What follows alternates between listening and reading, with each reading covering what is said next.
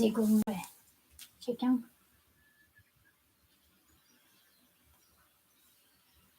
Yo abdang metri, ni badang metri, puis s'il arrive pas ma ton dar madungana.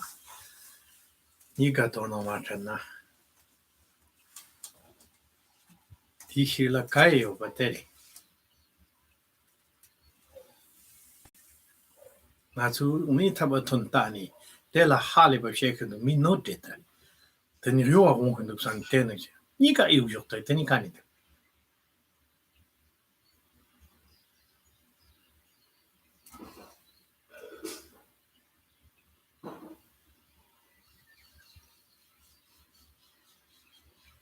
Timon la ripa chimpas. Ma chumo to son samswan na matamachila. Teteri.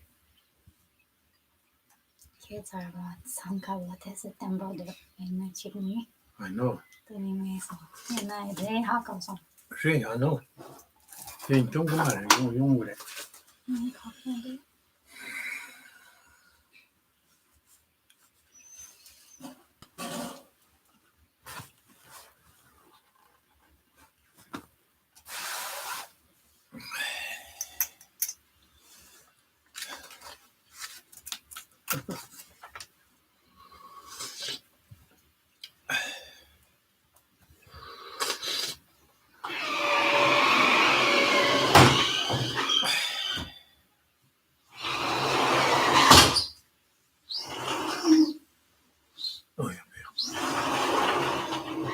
Tony di chopo na kutoksa. Kes son akira. Then I'll pay kumbure. Then it's chopo. Yablo de chopo kumbure de. Yeah. Na children got on yant. She turned an iron yablo de liko. Quand chats on zawa tubian the maple zo. Title la zata.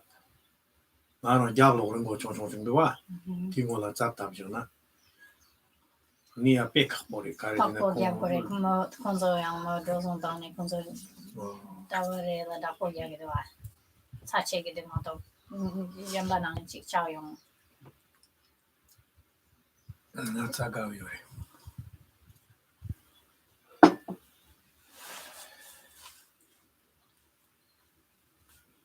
Oh, tapolar for night. Cannot touch out on a chew your Amazamba chick dungeon you jump, turning on a polar. Turning on some samla. I read to live to my passport grow. In a long after a long time, then went to make it green card. Turning up hand on its own to Kyori. Turning out on some samla Chendu down. Thailand down. That's only took to Kyori. That's no problem. That's what I'm thinking about it. Don't let this so forever. Just help.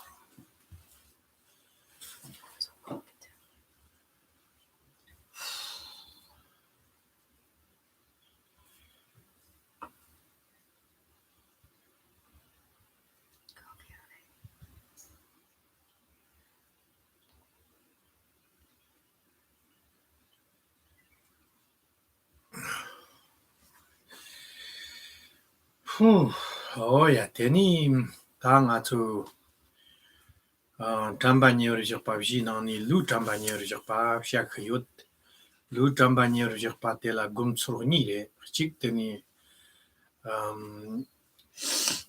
Ramsen Ganaba Ranganamba Gumbatana Shi Namba Gumba Niopinani Ranganamba Gums of Shakayo Ranganamba Gumbatela Lu de la Tamayamba Jipate, also two Stockton. Rangalu boy in now, and Jankilu boy in now, and Zuda to Rorsha in now, and Gary Yin John at the theatre Tamchit Delan, the Chanson Ha Lipa Chemboju, the Yore Tahwena Kala Chipuina, Tulo Chipuina, Kate, Chanson Mabo Chingduk. That Tulo in now, Jalan to Samlot on that Tansan, Ganga to Tulo Ran Sosu. Shut up, bear. Tropoyimba, Deantoni Bear, Garsa, Danson, Chatan Chonchongrao Yimba Gongunua, Mamambu, rang khatsu yopi muscle something teni yopa ge te kun teni moni shana phal holot na wo ta chembo na ko na demo yin sarwa ta yena te main pa na ha li ba tight ta teni kun ni ta song da manda te teni shini ta ham go da manda teni ma bo nga so tak tu chang zayan thong ya so teni chang mo ta lang khor teni zong ten kamba de so yang pe kamba chi ni sam 앞에 청전망보 할리비 청전 첨보지 종교를 자락 고모 차창마 롤로 제나 마초영 할리바지 저거와 대초 차창마 죽접래 더니 청전 제사 그 유르대양 고랑 럭밥 덴트 마초 종교를 차창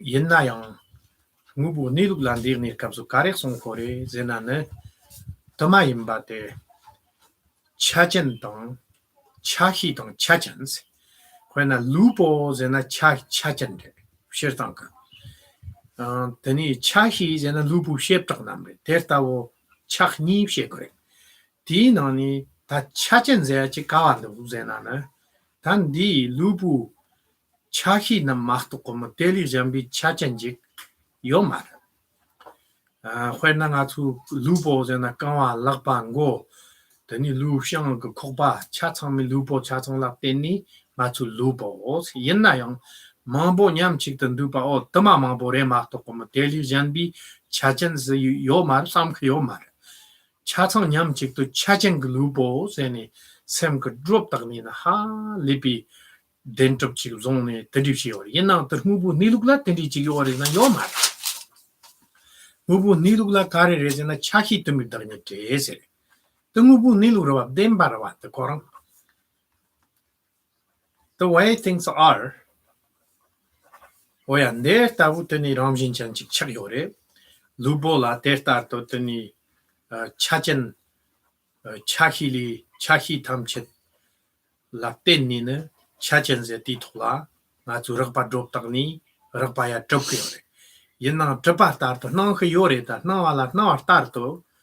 또비 살송나네 차진 마토코마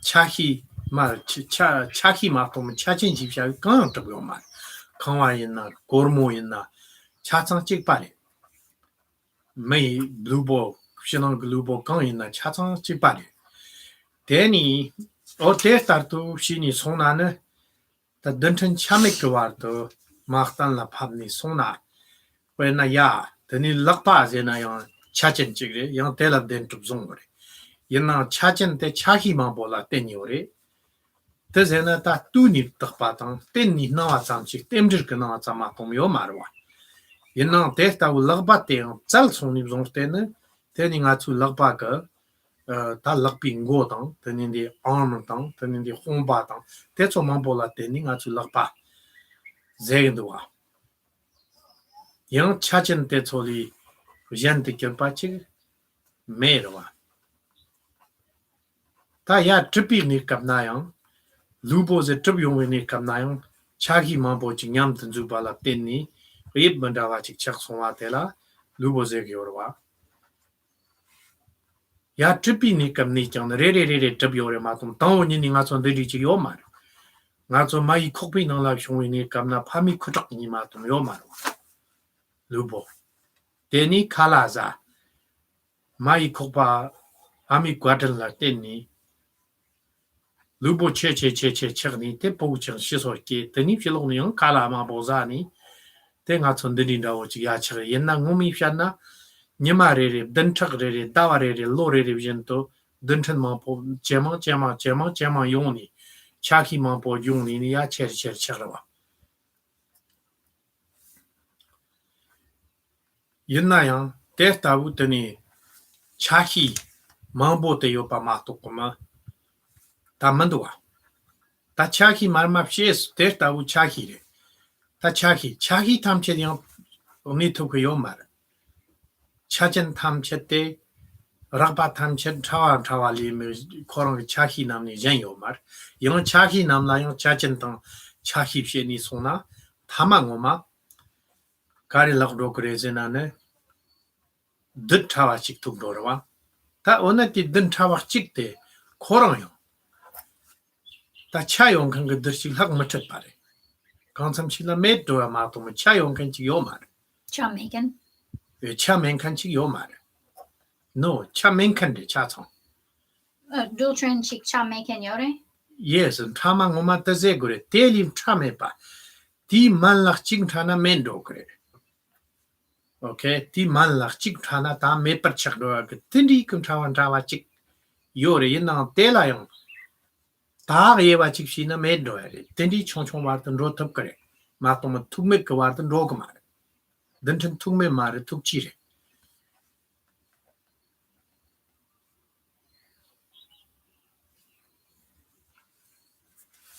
오야 틴디 다 예와 직시나 짜와니니 시에게 멘칸 그 직시나 메드로아 그 틴디 마토마 멘가 온들이 나오직 녹로로와 돈기 듣습 짱짱했는데와 니 럭파테초 디망라 더마제히오레 데타 오트레스 다 히럽 그더니 잠바니르 지피 히럽 투비 히럽 삼비 히럽 니카 디니카서 잠바니르 지피 히럽 나스티나데죠 투바당 삼비 히럽 그 탄라 팝니 데니 디지라 띵올라 냠접시야테 데니 임방 니파케니 데니 디 히럽 그 하코니 데니 띵올라 잠바니르 지그나 lu 잠바니르 지파 제키오르 디카블라 담보 회나랑 글루라 데이터돈 삼삼라 봄 데카모요 말 페마트빌리 하워와 데니 시유르고 죽다 저 락샤요바 탁버터라 랑라 창전 쳔보요 사그릭 쳔소 답로 좀시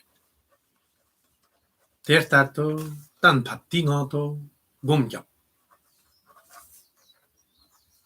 곰겹나 딩 니룩 대소 히로와 디망라 학통제 키오레 코랑 담아 임바 히로위 히럽도와 학통제는 득제 옛날 잠몽 엄마 말에 옛날 럭밥 뎀메트 똑송인 차와 잠지기 임바 하고송 럭바 대코랑 문이 점만도 사면다고 지 하거나 대응 히럽 그 차치게 제고레 감바니에지 그 히럽세리 데니 디 히럽 그 하고송와 데라 딩올라 가 잠바니에르 지그나네 데니 잠바니에르 제키오레 히럽디 똑송이 딩올라 잠바니에르 지그나 똑지 땅네 데니 똑지 지금 코르라네 히럽 땅네 다 소르와 라소파 ndhi 땅 ndhi 샘숑 망보 징냠디오레 조셈 땅 샘숑 타닥 바데 디니카블라 잠바니에르 지금 오라 겨송오레 Okay, timala lu tambanier japa te gomtsot tenire ze. Tama gomzente teri. Nu pa pechembore. De tambong ipshaya te kya thola nyan tu tang. Ran ger tang. Shachip sen hwa. Tachin ke nyamling khanam tamche ke thumo ke nyamling shayare ndi tambanier jche. Yena tachin thumo main pa teli tano zap chigre ngi te jima ti chi lap ken shirdon tu chod yo mare. Ondiri res. 다 당원들로 그래 당원들로 그래 다 시작금 콜로미나라 요바 때는 너래 민금마 캐나 돌아 주인 뭐 보면 뭐지 로마테 로마부 와르도 시작금 콜로미 로비르나라 시작금 콜로마 짱짱 시작금 조금 셰추고요 시ad니 영 하고니 영 띵어도 위적바텔라 조금 제켜와 때동 되니까 난다리 시르 그 하고니 띵어도 담비 녀르 적바 Ouais, lu tambanier japa ze de tedire. Kerong chigung kola matenga kashi samno pejino somato. Sajare la chikyang Yeah, pejino. it's okay. Mampo chanyo, mampo no. Doctor kigilo na tamshino No, chichina ya. mambo hako. Mambo ke pejino yenshu song. But ngune. Oh yeah, tedire ze.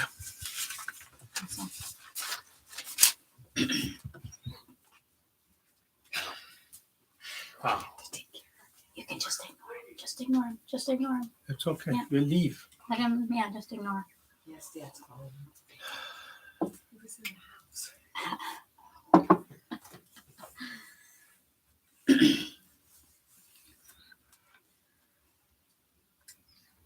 So we have these two methods for meditating on the 4 applications of mindfulness. For example, the first application of mindfulness is the body, and we can meditate on it in 2 ways. We can meditate on it with the specific characteristic that predominantly pertains to the body, and then we can meditate on it with the universal characteristic or qualities of all of the 4 meditations that are common to all 4 applications of mindfulness. So here we're looking at the meditation on the application of mindfulness to the body that is specific. And that means we're meditating on multiplicity. And so remember, when we say body, that is our own personal body. That's the internal body, the external body, other forms, and then the internal external bodies, which is other sentient beings' bodies. These 3 all fall under the category of body, which is essentially all forms. And those are the point, the kind of like sticking point that we get attached to, that we have intense fixation or grasping to. And so it's our own physical form, but also all other forms, including form, sounds, taste, sense, and tactile sensations, which are called other, but the external bodies. Our food, our clothes. Just take, for instance, how attached we are to our clothes, the amount of kind of focus and fixation we have on our clothes. And that the clothes, all the different clothes that are designed in order to fit our specific body type, and that it has a specific look and a way that it sort of shows off our physical body. And so we wear like tight clothes that shows off the things that we want to show off and so forth. It would be a lot easier if everyone just wore really big, loose clothes, which are the most comfortable, she said, by the way. Just big clothes. And then everybody wore big clothes, then it would be just the most comfortable situation. But no, we have to have form-fitting clothes, and clothes fit for certain types of bodies, and we often wear uncomfortable things. I think Indonesian clothes are kind of more relaxed. They have very kind of like loose, very thin clothes. I think they kind of, when I went to Indonesia, I thought, oh wow, they look like they dress really comfortably. So, but that's not typically the always the choice in clothes. And so, but whatever it is, we identify with our clothes, and we have an enormous amount of attachment and fixation and focus on each and every one. And then we have like shoes that match our different clothes, all these different range and variety and diversity of shoes. And we can just see how much fixation and attachment we have on just one object in our lives. And then, of course, then to food and drink and all the time and energy that's spent in that arena. And then the attention that we pay to the kind of car that we drive. And then our house. And often it's not just one house, but we have 1 or 2 or 3 houses. And so in this way, we have an enormous amount of attachment and grasping that we have towards all of our different material possessions, and towards our money, the amount of money that we have in the bank and invested in all these different aspects. So all of this, all of our attachment, our grasping attention and time and energy towards form, sounds, taste, sense, tactile sensations, which is under the preview of these 3 categories of internal body, external body, and others, internal, external bodies, then we have so much fixation. And what we do, the way in which we relate to each of these objects, the forms, is as the coerce overall like form, as a singular form that exists as being that. We invest in that, an inherent truth and an existence on that overall course level of thinking of them as singular identities or entities. But what is actually true when we look at it from the perspective of the true nature of phenomena? What is their actual state? The actual state of all of these supposed singular entities is that they are multiple. So each of these things that we perceive of a singular entity, we think of it as an entity that has parts, and then of the parts that compose it. But an entity that has parts also is not correct. It's not actually the case, because when we look, we think of our body. Let's take our own personal, the internal body as an example. We think of it as an entity that has parts, but it's still an entity. And the body, possesses parts. But then when we start to investigate those parts, there isn't an overall entity that possesses them. There's only parts. So there isn't a body, a possessor of parts that is other than the parts, that is its own entity, separate from them. So we can say a body, and that entails having parts, but there isn't actually a body that has the parts. All there is parts. So we look, there's hands, there's legs, there's head and torso and so forth. And each one is not the body, and there isn't a body that possesses those that are separate from them, a possessor of parts, an entity that has those parts. There's only those parts. So once we start to look at the parts, that's all there is a multiplicity of parts. And then each of those parts we also have identified as an entity, an arm, and leg, a leg. So we think it's an entity that possesses parts. So it's a possessor of parts, but actually there is no possessor of parts. Once we start to look at those components or parts, they also, then they don't belong. There isn't an arm that is other than its parts. So whatever we focus on the whole, and we think of it as an entity that has parts, but that's not actually true. And we think that it exists, but it's exactly contradictory to the way things are. The natural state is that there are parts and smaller parts and smaller parts, but there isn't an entity possessing those parts. There isn't a body that is other than its parts, that is the possessor of those, which is how we relate to it. We might logically, of course, a body has parts, but we still think of a body as an entity possessing them. And that isn't true. And it appears as if it truly exists. It appears as if it is that. And conceptually, we conceive it as that, but our conception of it is directly contradictory to what is actually the case. Then there's only many parts, and those parts also are only many parts. But that's not how we relate to it when we're grasping to it, when we're fixated on and attached to it. We're, attached to our house. We're attached to our money. We're attached to our body, the internal body and the external body of all other forms, sounds, and so forth, and other people's internal, external forms, bodies. We think we attach to them because we're relating to them as a single entity that if we think further, we can think possesses parts, but there actually isn't a single entity, a possessor of parts at all.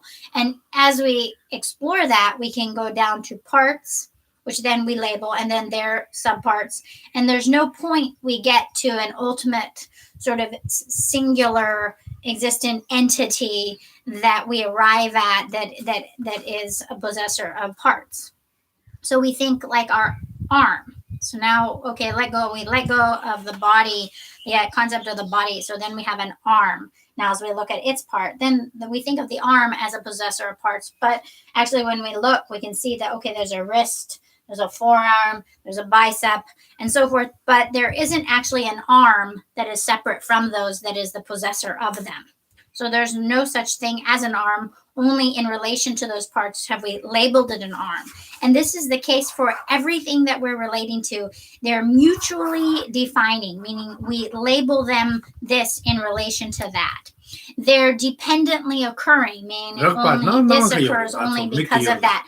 The course perception of them as a whole that's the way it appears. So we see a form and we hear a sound, but when we examine, there isn't a possessor of the parts that become that form or that Shut sound. There's no only tambo parts. ma So when we investigate, there's only the mere appearance of a whole, but from the perspective of its own nature, there's nothing established to exist there as being that.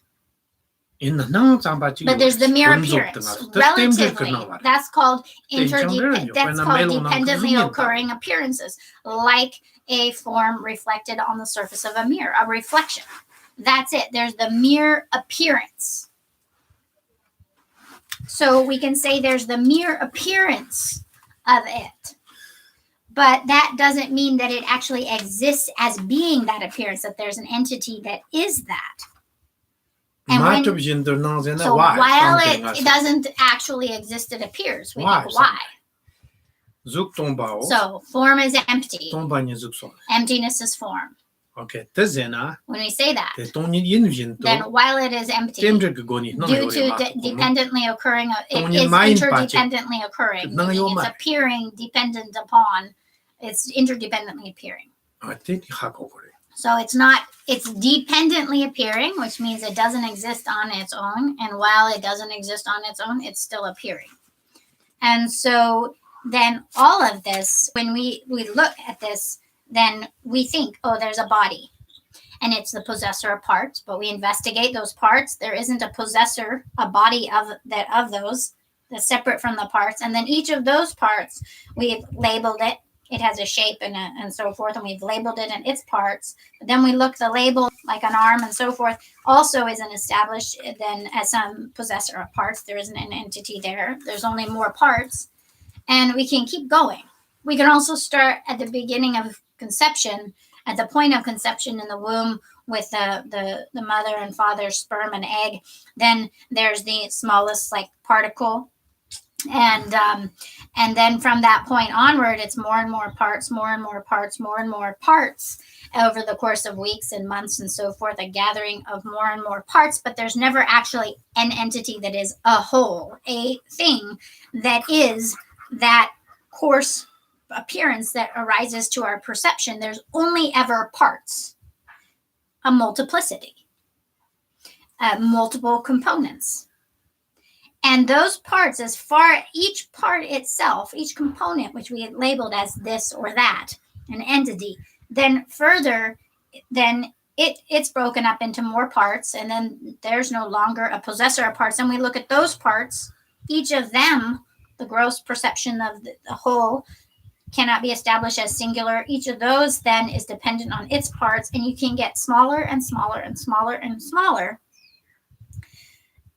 There's never an entity that is other than the parts that compose it. So there's only multiplicity. And as you get subtler and subtler, there's a point then in that division of material particles, material matter, where then if you divide further, there's literally nothing there. So we get to that final, subtle, most perceptible level of matter, and any further division, then there's nothing there. So in terms of the investigation of dividing in material matter, does have a finite end of that division. It doesn't go on endlessly. There's a point at which then you keep dividing, and then finally there's literally nothing there. The physical material matter sort of disappears in the face of that division. So up until that point, it's material, but there's never a single entity that we can establish that is partless. And so we get to the point where materially, if we divide further, there's nothing there. But essentially, the meaning and the purpose is to see that all perceptible forms, the gross level of perception of an entity, of a thing, a possessor of parts, then are only established or appearing as such independence upon parts. Other parts are a multiplicity, and therefore not existing in their own right, not established as being truly that singular entity, that possessor of parts that we relate to. There is no such thing. So we arrive at that in investigation, and we have the wisdom of the application of mindfulness. We've determined that through first having heard a sufficient degree of teachings, the wisdom of study, and then the wisdom of contemplation of having gone through that analysis and arrived at that determination as well for ourselves. And so now we have an insight, we've gained certainty that all phenomenal appearances, all bodies, here are the three kinds of bodies, are a multiplicity, that there is nothing other than that is appearing. That's the wisdom that sees or knows something that's true, that wisdom that corresponds to the way things are. That wisdom is what we apply the mindfulness to. So when we have the insight of multiplicity in relation to body, what's called body in this categorization, then we have the application of mindfulness to the body. And then we rest in the mindfulness, the awareness of the multiplicity, and we meditate there. So that's the way to meditate. Rinpoche said it's not that difficult. This is not complex. Essentially, we take these three categories of what are called body forms, which includes our own internal body, external forms means forms, sounds, taste, sense, and tactile sensations, the external objects, and then others, internal, external bodies, those three bodies. And then we look at how we're particularly attached to and grasping to those, our fixation and attention to them. And we go through that process of arriving at multiplicity, what we've studied and contemplated on. And when we've determined that they are multiple, whichever one we're examining, whichever component we arrive at, when we have that certainty that we've generated of multiplicity, that's the profound insight. That's the Vipassana. It's not the fullest, most profound level of Vipassana, but it fits the criteria of being a Vipassana. It's a profound insight. We've seen one aspect of the way things are, and that is that they are multiple. And then that deconstructs our previous belief that the coarse apparent phenomena, the way things appear on the coarse level of their entities, lack any inherently true existence as being that they are merely a multiplicity. And so we've de-established the belief in gross perceptible level of existence of phenomenal appearances.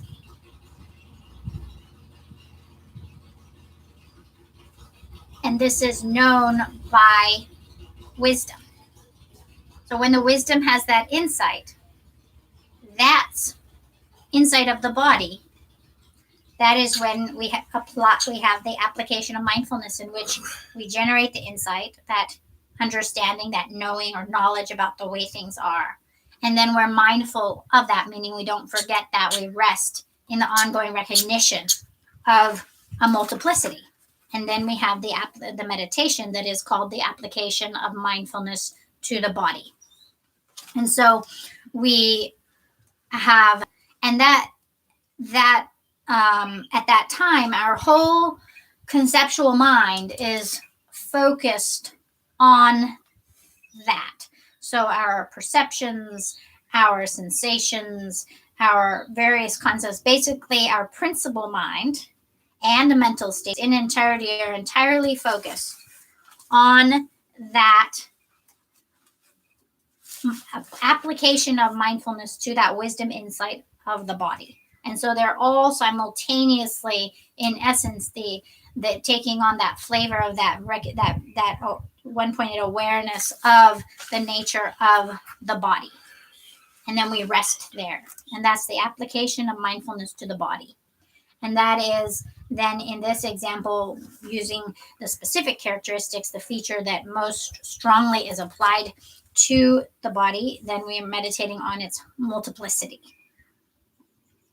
And this meditation applies to, is the basic format of all of the schools of practice on what's called the application of mindfulness to the body. It includes the Hinayana approach, the Shravaka, Pratyeka Buddhas, and the Mahayana approach of the Bodhisattvas. This is common to all schools.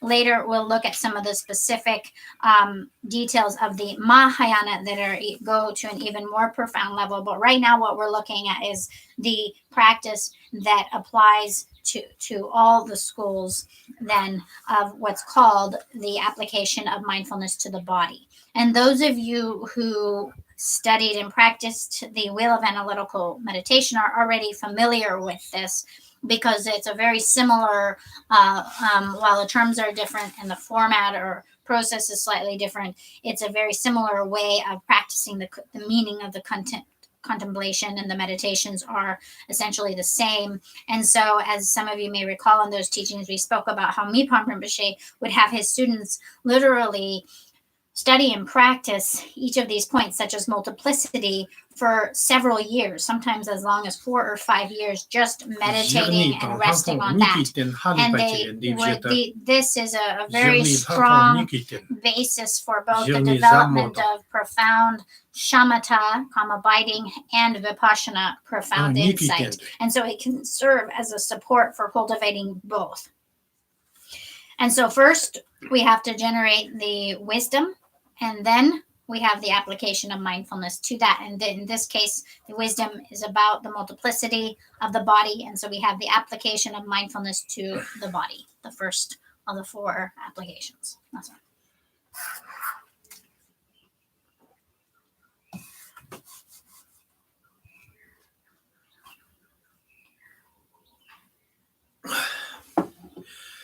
Oya tere teni nipa sorwa tramba nyori shapa.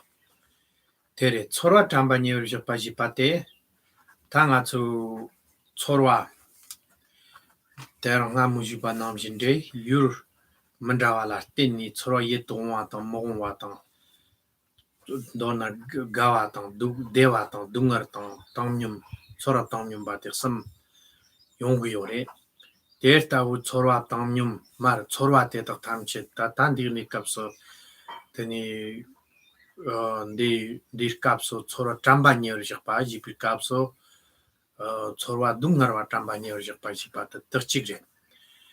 Te zena ne teni wena o ngi dungar nyong khdu samni tabgum gumar khako swa chorna ngi dungar ha lipa chorna dungar chik rang tarta lubo naki na khyo pa nam jing chorna dungar chik tezegi omar shirtang yenna yang achu tenin di chorwa ja te semki nam to ko kharcha chigre dewa yenna semka nam to ko kharcha chigre dungar yenna semki nam to ko kharcha chigre yenna digni kapso to garip sam khore jena nga chu chorwa dungar wala dewa ma po jekyo dewa re samde nga cho tik sam khore te zena kar je khore zena ne dandi chorwa tela rang glubo tam rewi ne chorwa tang teni nang chorwa tang shi chorwa tang niki chorwa yorwa te cho cha cha je khore kar song phadit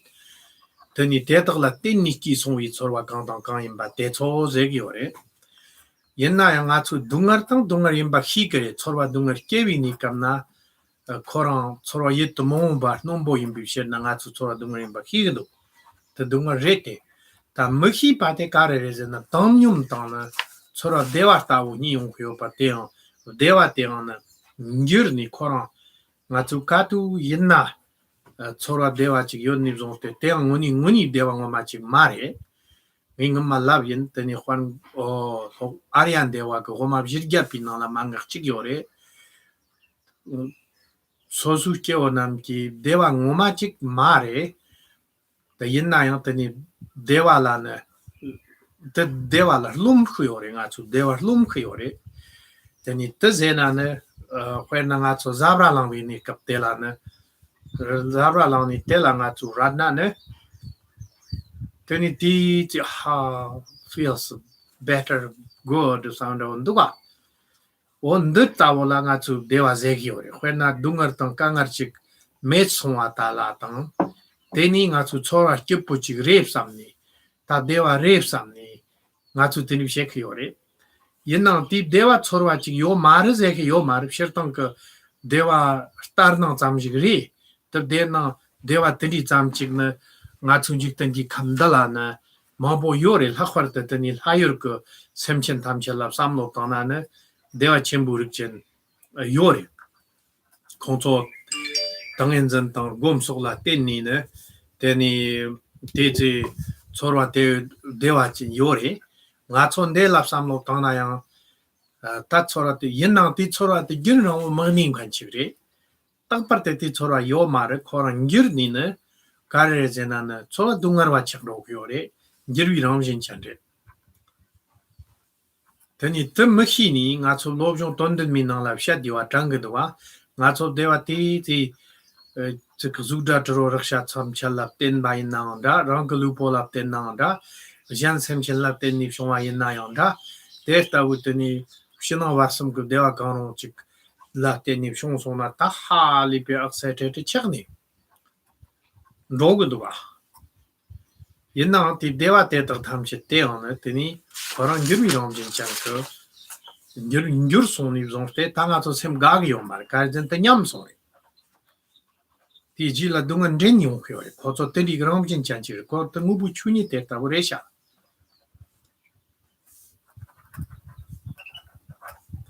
그러나 저 급격치 그 동동나 소파치 그 동동나다 당보 누구마 탁도 와우 하리 밖에 보다고 얘나 할 거린 가서 와 삼게 얘나 최초 가기 누구다 같이 섭섭 옛날 내게요 말에 먹대와 쳐요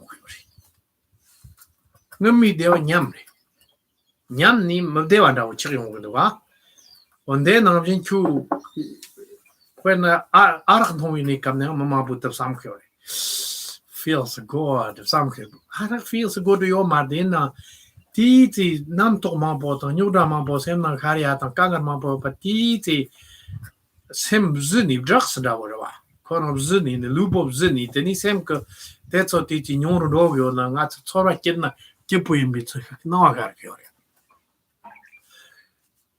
옛날에 다 지막더니 티 알아도 담보 알아서 손나 티 지랍즈 메손나 다 루보 차 먹대와 진도와. 언제 용고요래. 단데 저치 그 카리 가레지나 실로 거낀 때도 탐실랑 아주 로종랑 랍샤디오 빠터리 낀 랍숑위 대와 탐실 아주 대왕만 말레스 가레지나 원물럭래 조토항럭래 송요와 오야 딥시나네 테니 초로와 데리 초로와 동아도 동아리 막 희그랬다 옛나요 회나 하이르 그 초로와라고 통투 폼보 있는 것만 랍이나 리던 유모비 장황다마 끼리 초로와 직장요 말 폼보 직장요 말 공소라 그 콘투 초로와랑 데리 리던 유모비 장황도 끼리오비 테니 데리 단 코르이 나란 삼삼란 토리라 깨비 대화 종sam을 요래 되나 운이 대왕엄한테 말해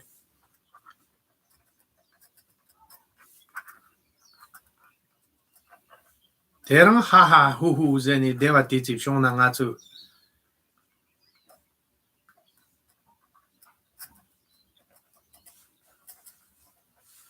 로종 돈든 미나라 가레 라비오레제나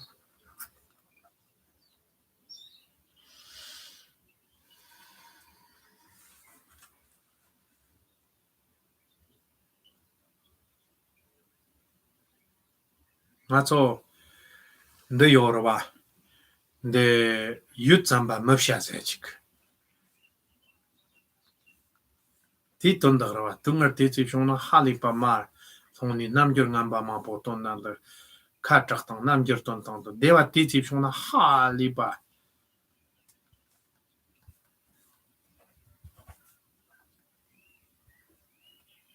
드라마틱 챔버시 그러봐.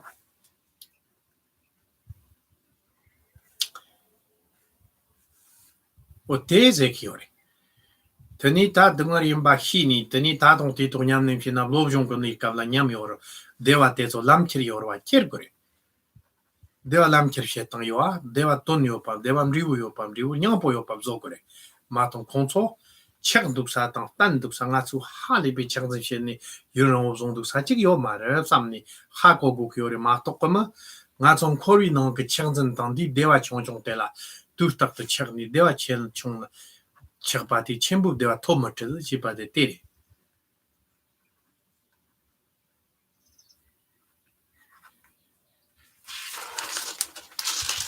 我的理解是。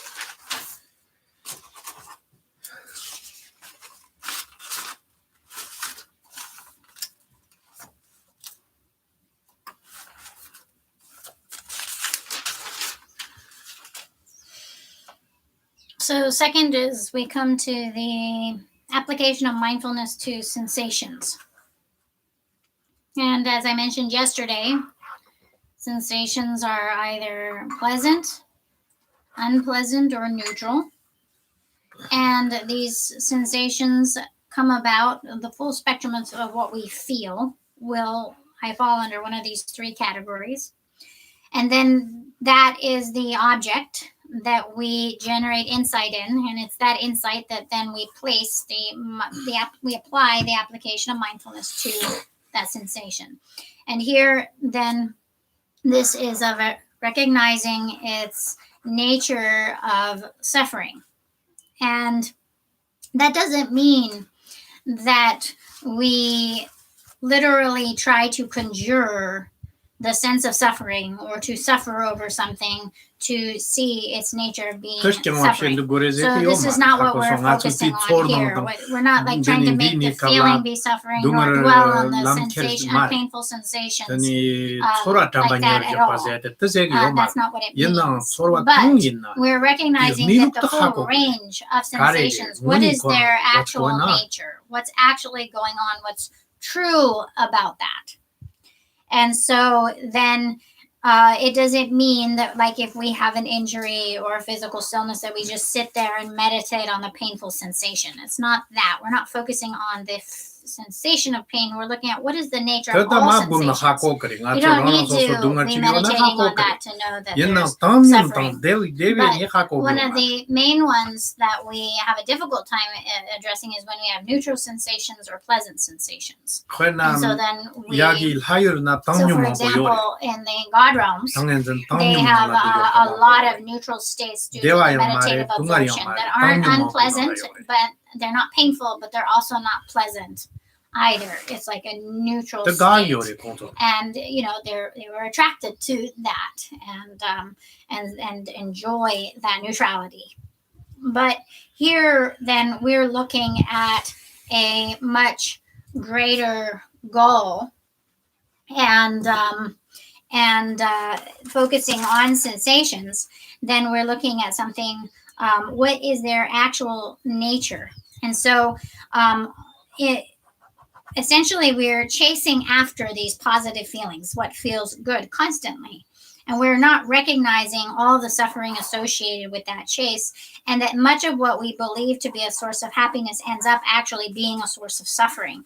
And so we're caught in this way. So if you recall from yesterday's teachings, then we have sensations, which are pleasant, painful, and neutral, and they come about in relation to internal, meaning our own physical body, so internal sensations; external, meaning in relation to outer objects; and then the internal external, which is in relation to other sentient beings. So in relation to those three, ourselves, others, and other objects, then we have sensations of either pleasure, pain, or neutrality. And then when we're looking at what is the actual nature of the way things are, of sensations, it doesn't mean that every sensation is unpleasant. Of course, there's the unpleasant sensations. That's an easy one to identify as a nature of suffering. And we don't like it and we don't enjoy it. And so that we can identify very easily. But what about the neutral sensations, or what about the pleasant sensations? When we experience pleasure and neutrality, those aren't. The problem is that we believe those to be true happiness. And we become very attached to those kinds of experiences, and end up having a lot of suffering associated with them. So, for example, in Arya Deva's 400 verses, he made a statement. He says, the happiness or the pleasure that ordinary sentient beings experience is not true happiness. It is imagined. And so there's a lot of projection in which we're imagining something to be happiness where there actually is no happiness. And much of what we experience as happiness or pleasure is actually a relief of a previous discomfort. And so in the release or the ending of something we don't like, we think that's happiness, but there isn't actually anything more or extra there. For example, if you have an itch and you scratch it, you think, oh, it feels so good. So because of the previous sensation of being itchy and then the relief, then you think it feels good, but actually it's just a relief of a previous discomfort. It's not that there's an additional comfort or pleasure that's coming there. And so that is often the case where when a previous suffering in whatever kind, it might be physical or mental, ceases, the relief of its being gone, of us not being afflicted or upset anymore, is we think of that as happiness. And so this isn't to deny that we don't have at times sensations that are literally pleasurable. But much of what appears as pleasure or happiness is merely the relief of a previous discomfort. And even what does temporarily arise as a happiness, then as true or genuine pleasure, we become attached to and grasping to that. And then when we lose it, then we suffer over its loss because it won't be there forever.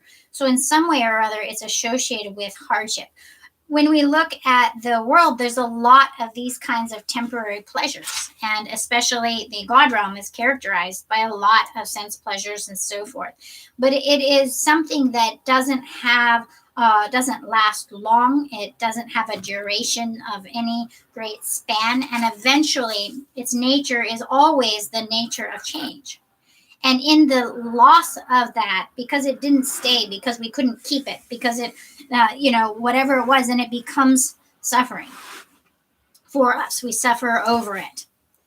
So, for example, in the 7 key points of mind training, then as many of you will recall, then we... You the Jema. No, you're not Tito. Yes, I know. Okay, dear do. Yes, Tito Okay. We have some pleasure in relation to our body, in relation to external forms, in relation to someone else, internal, external, in between.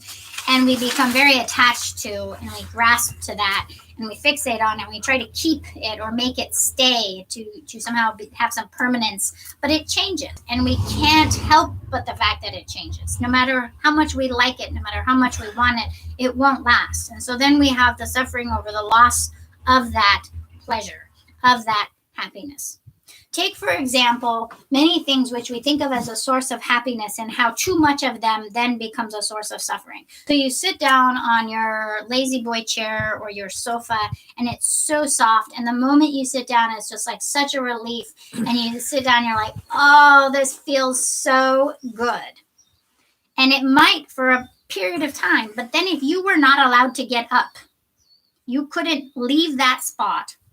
No matter how soft that sofa, no matter how much you like your chair, after a certain period of time, you're going to be uncomfortable. It will become the source of your discomfort. And that is the same with everything. And that's why we constantly have to change it, because it's not actually a source of lasting happiness or comfort. It appears as that initially, but if we were to be stuck with that always in that position with that thing, then it would become a source of suffering for us. So we constantly, like these temporary pleasures, and the temporary kind of momentary unpleasant sensations that we don't like. We're like wrestling. We're constantly trying to alleviate one discomfort and to get another comfort. And it's just this constant. But and we want the happiness to win. We want it to be the 옛날 winner of all our over all of our discomforts. But constantly, with every pleasure, with every pleasant experience, there's a discomfort and something else. And usually, really, then the suffering wins out, and it locks the happiness onto the ground. It wins the wrestling match. So we're in a constant wrestling match to try to get more of the one and get rid of the other, and yet really it doesn't. We don't succeed. 말이 Japanese 가르세고. Oh, the sumo wrestlers in Japan. We need to sumo wrestlers. We want our happiness to be the size of a sumo wrestler. Suffering is more sumo. Is bigger. The suffering is actually stronger. It's more of the sumo wrestler. So we get these little moments of pleasure or respite or relief from discomfort, but then the discomfort comes up again and the displeasure comes up again. And then we have to keep adjusting it constantly, like trying to run away from the discomfort and towards the pleasure, which keeps us in constant motion. And that is the nature of all external phenomena. And so no matter what it is, then especially when our happiness is dependent upon external circumstances, then it's completely dependent upon those conditions. And so essentially it belongs to them. It doesn't belong to us. And this borrowed happiness, as in one of the mind training texts, we have no control over it. It's like a lady's hair caught in a tree branch. We don't have the control over it. It doesn't belong to us. And so eventually it's borrowed happiness. It's temporary happiness. And even the pleasures that there is experienced in the God realms, then it's still under the power of disturbing emotions and other factors. It's still dependent upon the conditions that produce it. So they are still powerless in terms of how long they can experience it and how long it will be. Then for as long as those karmic appearances that they've created and the amount of causes and conditions previously that have been accumulated that are producing that result, that's as long as they're going to experience it. And then as soon as those conditions are gone because it was dependent upon them, it will disappear. It will just evaporate for them. This is totally different from the happiness that comes from taming our mind. That happiness actually belongs to us. And so none of these other forms of happiness are actually true. And we have no control over them. And they are constantly changing. So we get so excited when we have these moments of respite where we're not afflicted and things feel good and we go ha ha hoo hoo, and we're extremely expressive over these things that have very little meaning and won't last forever. And that's why one of the very last pieces of advice in the 7 key points of mind training is don't be dramatic.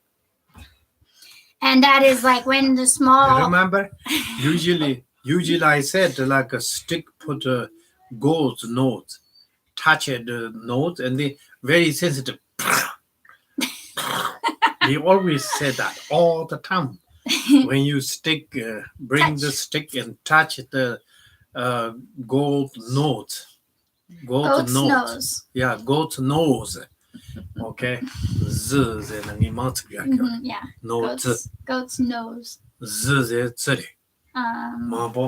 Yeah. Goat's nose. Goat's nose. Yeah. Perfect. So don't be like that. So like we have lots of little, maybe some kind of short pleasure. What happens is then our mind is not stable. So it means we're more likely to be influenced by our conditions. So if the conditions are negative, then we're going to suffer a lot more. If the conditions are positive, we get a lot more out of control. So what that dramatism shows is that we're not able to kind of take all the different conditions as they arise and work with them and carrying them onto the path, transforming them into the mind training. So when they arise, it doesn't mean we have to suffer over them. We can still enjoy them, but rather than being sort of dramatic, we're able to transform them into the path, which means we make them meaningful. We extract their potential and we really cultivate our positive qualities in response to them. And that stabilizes our mind, and our enjoyment of them is enhanced in a less dramatic and more mature way, in that then and all the attachment we have towards those sort of pleasures also falls away so that we're enjoying it without this grasping and without this attachment to it. Because what happens is the attachment is why we suffer over it later. And also then, because we didn't practice with that moment and train our mind in response to that and maintain that space, is that then then we're being attached to all the short-term pleasures in cyclic existence. And there's a saying that being attached to the short-term pleasures of samsara prevents us from ever being able to achieve true and ultimate happiness. And so our attachment to the small pleasures prevents us from being able to achieve the true happiness which we seek. 예, 대니 가서 서로와 담바니어적 바치 대니 다티 서로 담바니어적 바티 나라 가서 유르강라 대니 쇼이 서로와 데르도 동님 차창 요래 되게도 하고 그래. 대니 다 서로와 되어지더니 셈 담바니어적 바지한테 머딱바니 또 보면한테 때려와. 대니 머딱바지 바데 셈더 when na number hipa chok tuk ku sem de yiki hipa nawi hipa nai hipa chei hipa when nga chu sem da takpar ta takba yimbi chorna yore nga chu de zong khu yore sem takba yimba when na kha chang ngi sem terang ngi sem soning ngi sem zeni te nga chu chik ta wo tu tak to tang zen chi ra pa ka tang zen ra pa chi zong ni du gore when na shurur ku mu bo tam che when na ro na wo yin na tu tak to takba yimba da wo chi zong yo pa nam jin 소수 나그 셈때라 있나요? 둘딱도 딱바인 밥송오래. rugby 고님 삼로 떠나요. 셈 딱바요 말을 코랑 셈 머딱바리. 무부 추닐라 머딱바리. 대고 보고요. 무부 추닐라 코랑 머딱바리스. 더니 대 rugby 고님 삼로 떠나는 견주 하고 그리 니마레레라 딱 남딱 가르테 딱바인나 노측측게나 가정 대랑 선인 다 멋체거나 노측장장 니도 보고요. Chickeni made dona martak bare. Yenna ta main banan do chickeni tu tak to yon kan chik tego go do chik tak bainna. Tendi main banan atsu do chickena control kena traktor kena yamana nam to kare khana nimarela nam to chamchak ma bo ge yore. Tedo tamche ten yurni ro go bangatsu hago no ga nyamnyong chup kare. Yenna ta martak pa o samya ka nyamlen tenga tu shekhe yo mar konso martak ba yenja.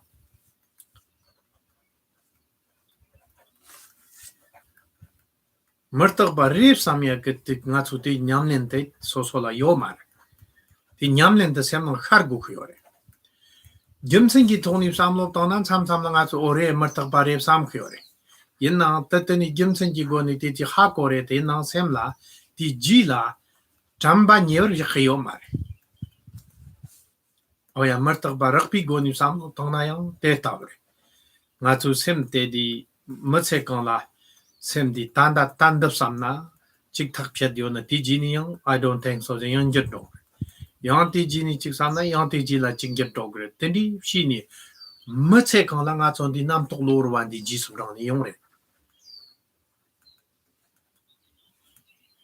Okay, I want coffee. Zega shekere. Teni coffee tong chawi ji tela. May I have some chocolate? Teni sam yong yore. Teni shini ne mser chik ganandi nam tok chang chang kwang tong atso song re. Nam tok korang ka kam sam na te dember zong ni. Nam tok zena dedi ka nga tso tang zim zong yore. Yena li hawo perwa nam tok ma tok pa yimba tada la pa nao jende. Koran martak pare, o long tada yona tada meddo kyo pa naujin, koran nam to martak pare. Rawaya. Te rugby goni martak pare. Yena nam tok chikkena, te lam chabi goni kyone,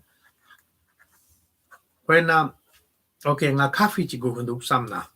Te la yang, mam tayang sekor chik tok pi yun samzi sung yorwa. Yenna ti yun ti nang la katse mambo ching chawa mambo shea yore. Yidwi rang jin chawa. Moment tarong tim chawa mambo nga chu surma te pin chawa mambo bartu shea yore. Te nam to korang dindi ku chawi martak pare.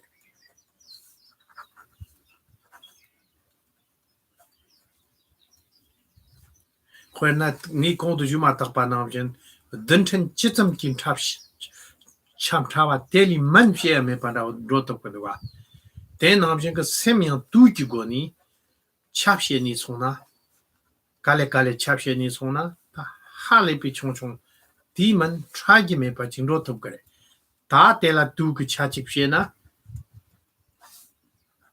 mendo en ro chik ndidi ko wa tan ro to ya yo wa di martak pa de tedi go martak pa nyor ka duk na same thing oya teni tela tan dir ni kapso se martak pa se nga su te ha ko kures Tingama di Sem Torah chamba Gijela ni the Torah Chamba ni Barjapa. yeah teni to sim chamba ni Yeah. what do you mean Keep going. Nothing.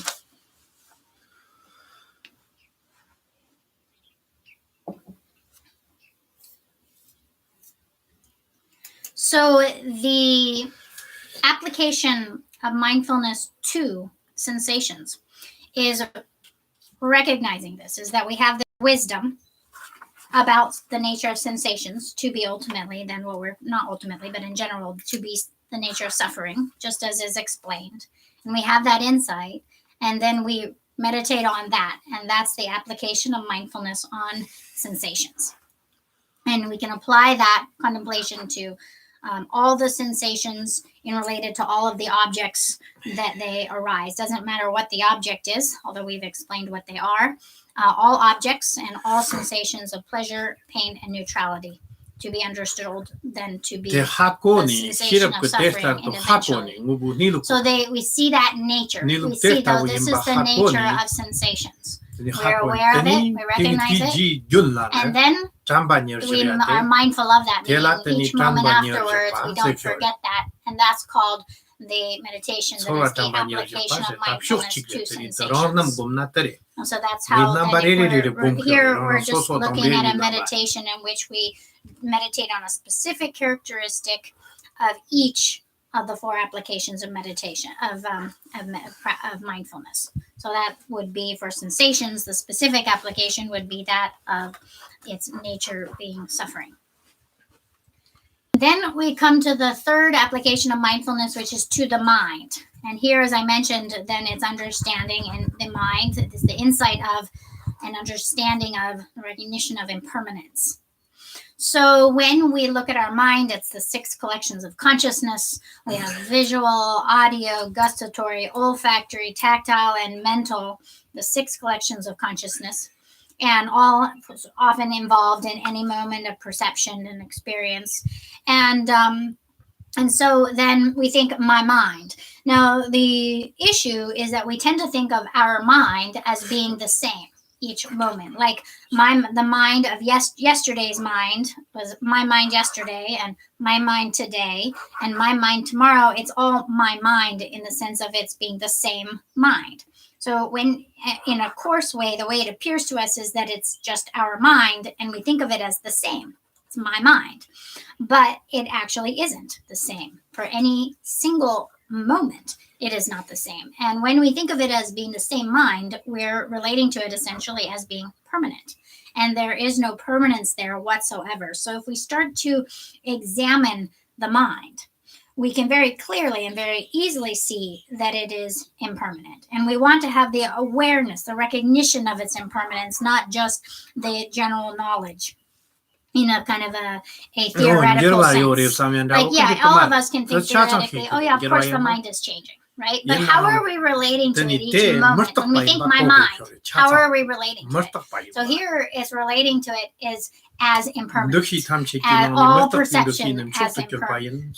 And so they say of all perceptions that we could have, the very best, the Buddha said, is that of the perception of impermanence. So then first, then it becomes the cause and inspires us to engage in the Dharma in a path. In the middle, it's the cause that inspires us to diligence, joyful effort. In the end, it's the cause that brings us to realize the true nature of phenomena. 돈이 또 발라 then 빼버려. impermanence and the Correct. more that we relate to everything as impermanent is going to help us to realize emptiness. 때 To, it will help us a lot in many different ways. It's our aid. Oh yeah, ti nyamnen te pe ma So te this ma te is a nyamnen very yampori. powerful practice, the practice of impermanence, and we always want to be 참 implementing it. 참랑하수 when jirwa yo pa hi For example, imber. We know it's changing, but we're not keenly aware of thinking it's impermanent. So we're seeing change, but we're not thinking it's impermanent. We're not perceiving it in relation. Let me give you an example. There's so many. Like scientists, for instance. They know obviously that the body is made of many parts and particles. But they may not use that reasoning to determine, oh, therefore it is emptiness. Doesn't take it that next step. So they know the interdependence. But it's dependently orating. They know the dependent origination of the flower and the tree and all of phenomena, and they know that it's dependently occurring, and the scientific manners to figure out what its dependent origination is. It comes from this seed and with these conditions. So they figure out the causes and conditions of the dependence for it, but they don't lead it to the next step where because it is dependently occurring, therefore it is emptiness. So it doesn't take it to that final step.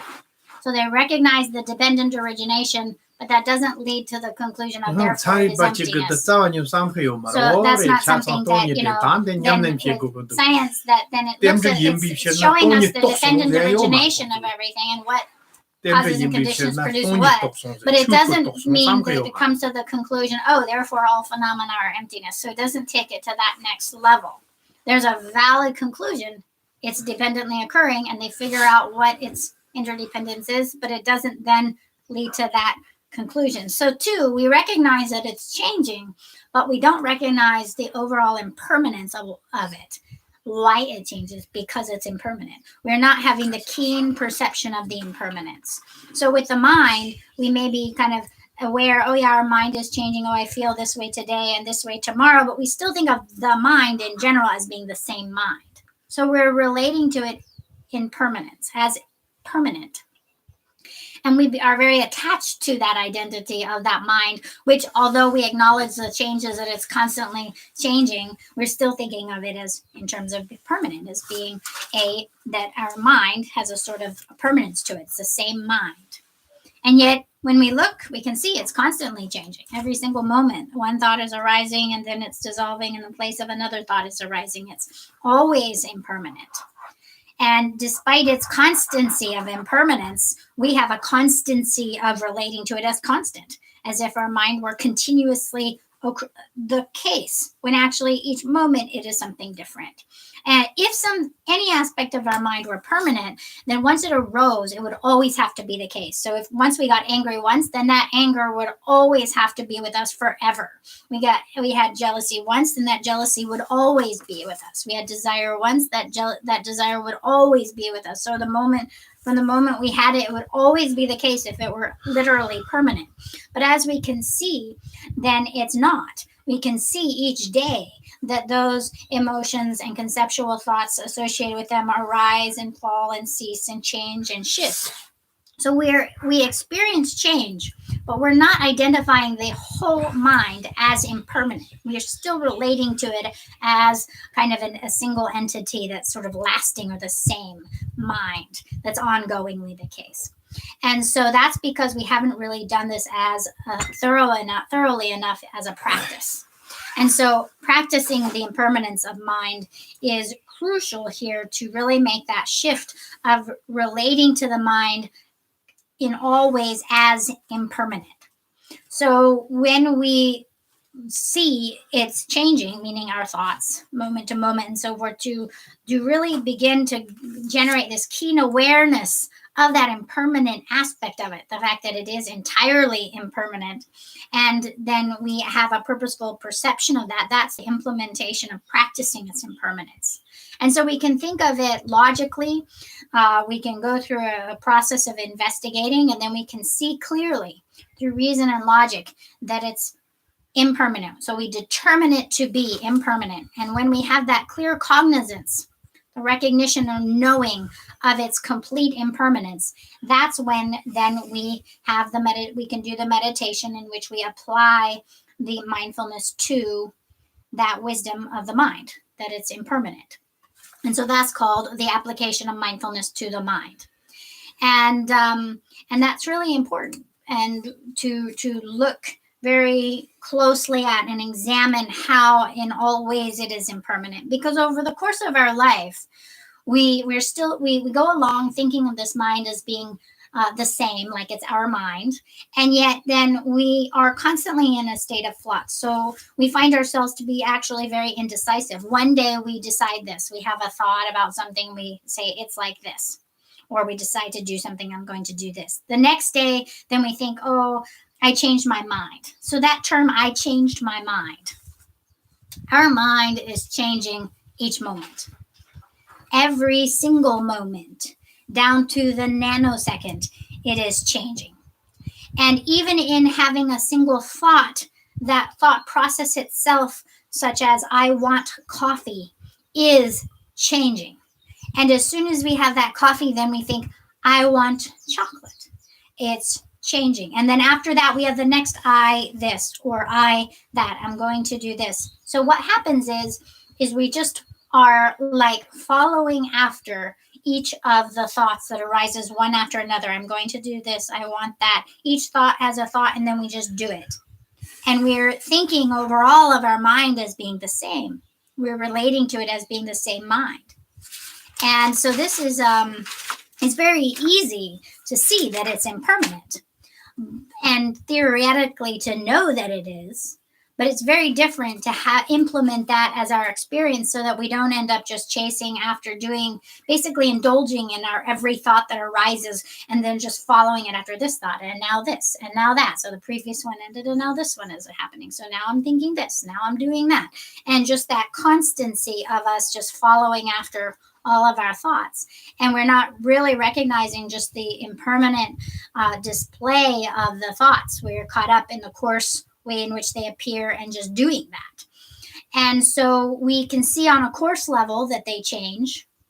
One whole thought process leads to another constantly, and how we indulge in that and just follow after it. And then on a subtler level, if we take one of those perceptible thought processes, such as I want coffee, and then we break it down, there are many seconds there are several seconds in the time it takes to think I want coffee.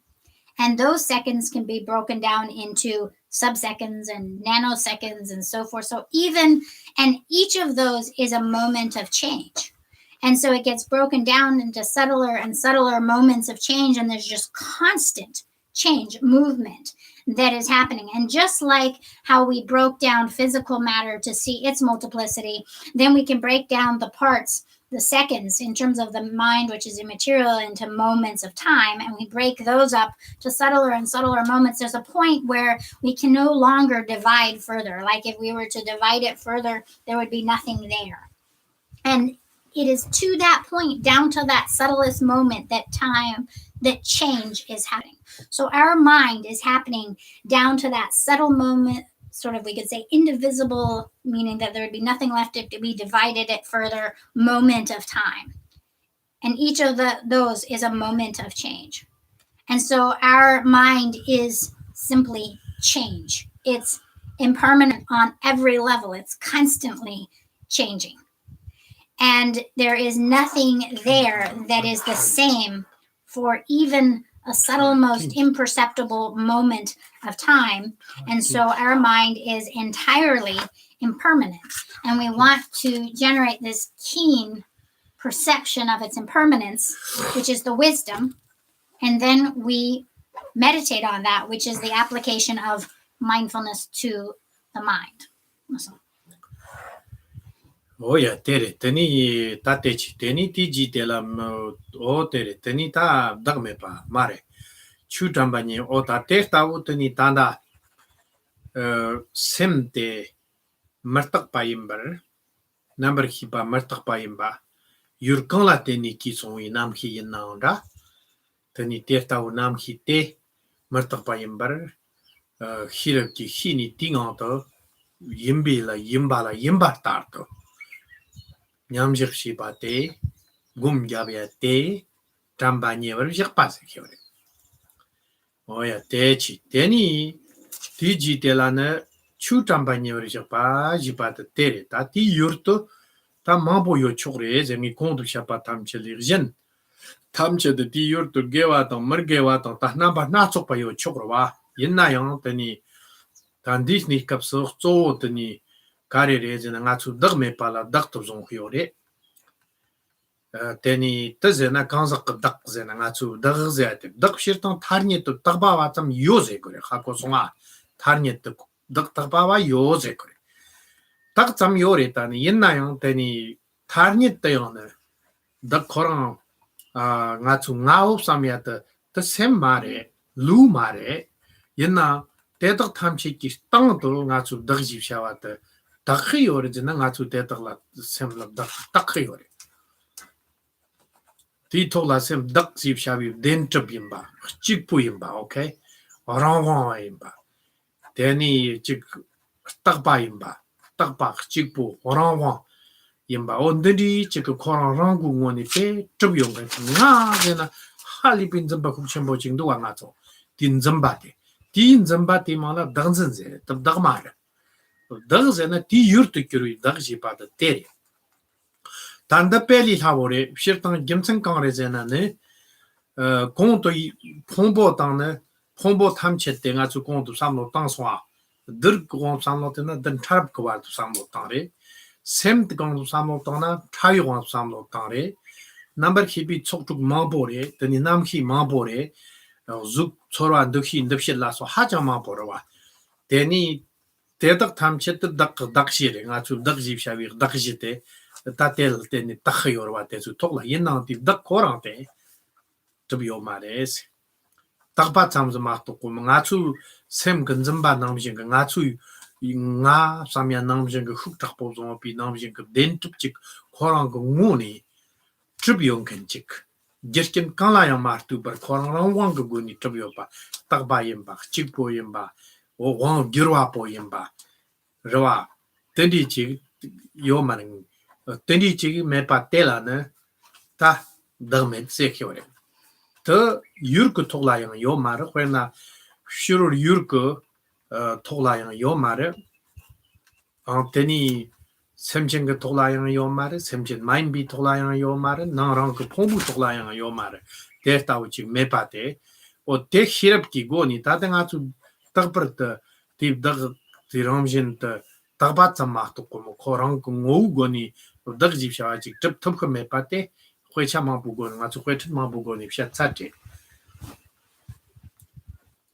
khwena tarnyet zugze mekem thoya yore 하고 소아 드라제 메끔 통야 요레 오야 드르제나 메끔 통야 요레 셈제나 가츠 문이 있더니 다르니 거랑 다르니 있던 셈 집샤와 찍더니 요레 템르 기고니 나 잠보 나 잠바 잠지 락사 툭사 고야 근데 요빠지 가서 드니 나오 지 요레 셈 거랑 문이 묘야도가 드니 지 요레 옛나요 군족 공올랍 삼로 당나요 덕 집샤와 때 나오진 그 미끄르 기르나비 고je Tadi kang me ni nam toko pa wakshik goni toma me pituni wakshik sem ke tola nga zenib dag zenib zongori.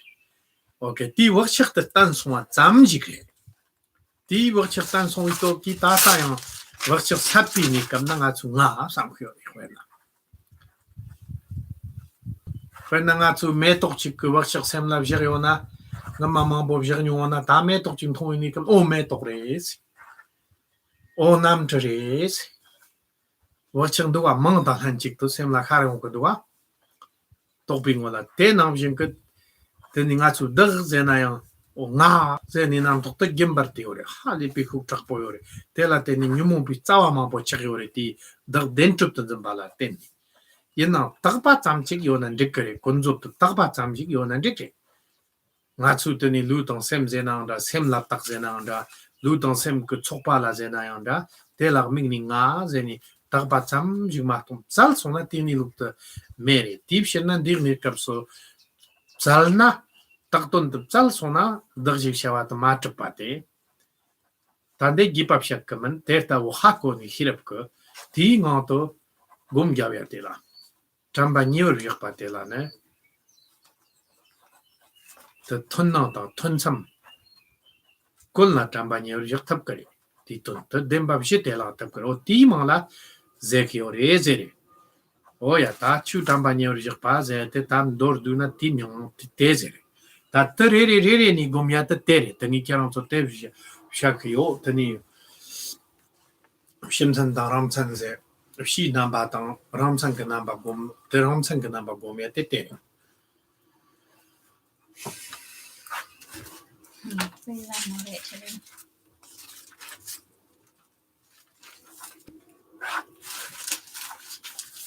또 버샤코 데 캬랑소 고요 참참라 고 룬도레 칼레칼레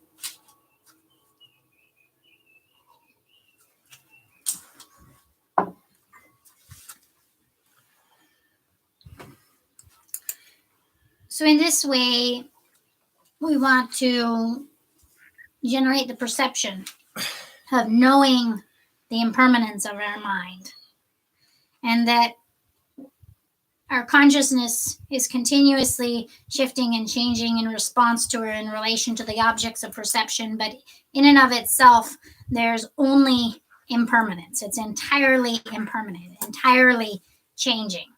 And when we reflect on that, we generate the wisdom of hearing and contemplation. We have that wisdom, the insight. Then we apply the mindfulness to that wisdom, insight of the impermanence of mind. And that is, and then ongoingly not forgetting that insight for as long as we rest in that, we have the application of mindfulness to the mind. And then we come to the final application of mindfulness, the application of mindfulness to phenomena.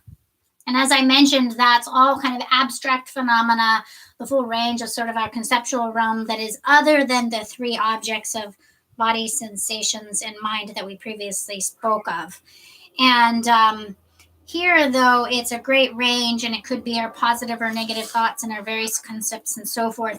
Then we have a very specific focus for the practice, which is that where there is no self, we have conceived of a self, and therefore believe in the self of the individual. And so this is the belief in the self of the individual that we are addressing here. So the meditation for the application of mindfulness on phenomena is on selflessness. On a relative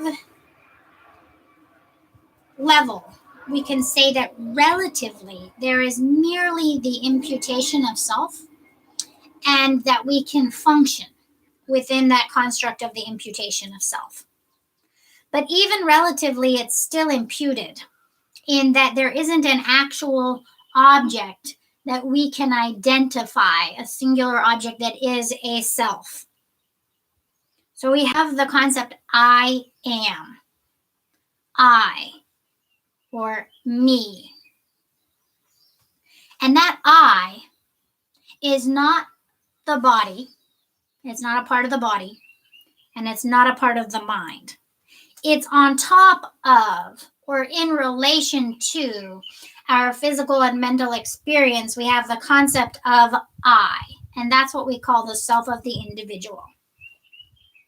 And then we relate to that concept of I, of the self, as if there were a truly existing self, as if it were singular, as if it were independent, not in relation to anything else, as if it existed independently by its own power, and as if it were permanent.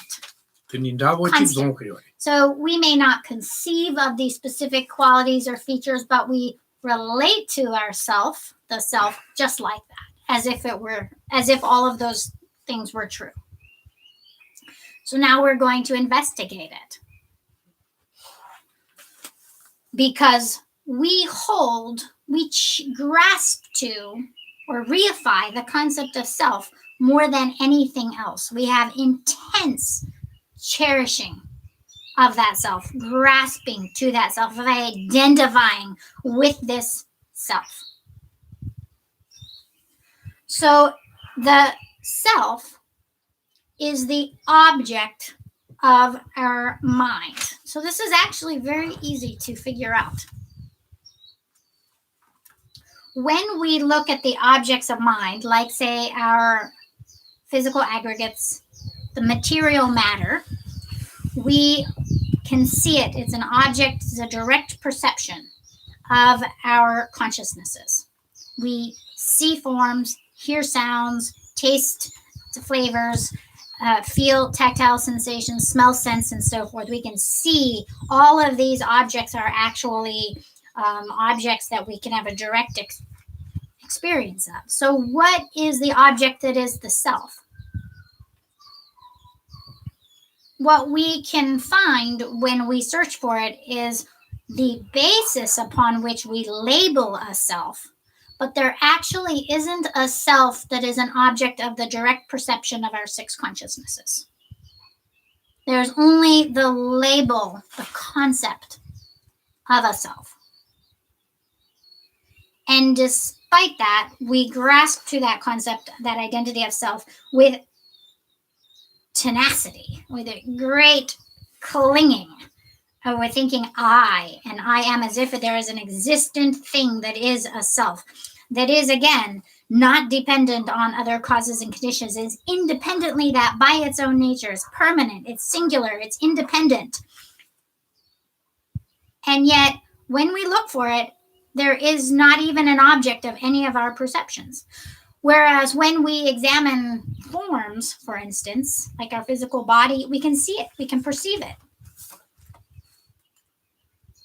And so we have grasped this concept of self more strongly than anything else, and yet there is no aspect of our consciousness which has a direct perception of it whatsoever.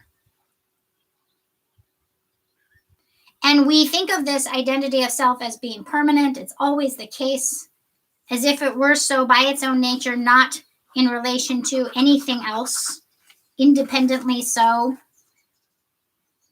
And yet, consider how, like, visual objects can be seen with the eyes, sounds can be heard with the ears, smells can be smelled with the nose.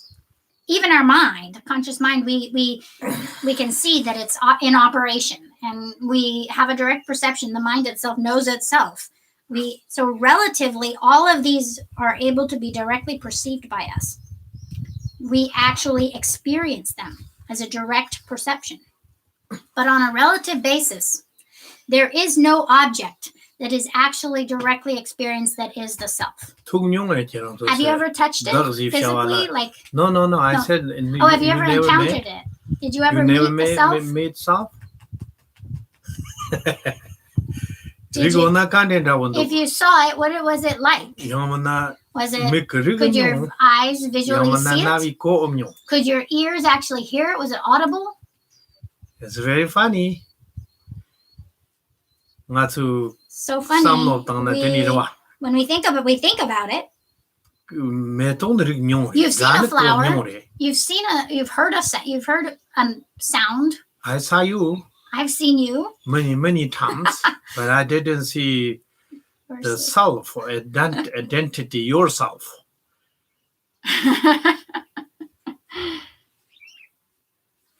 So something to think about, right? This self. We think about it a lot.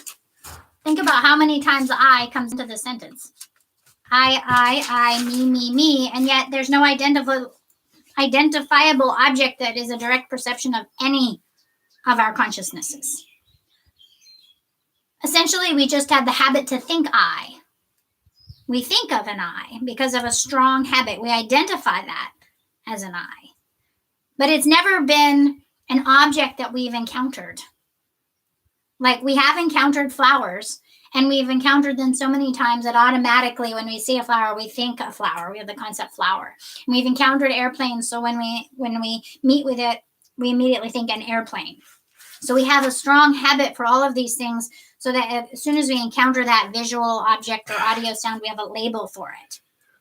But the self is something we've never encountered, and yet it is one of the strongest habits that we've ever had. It's extremely potent.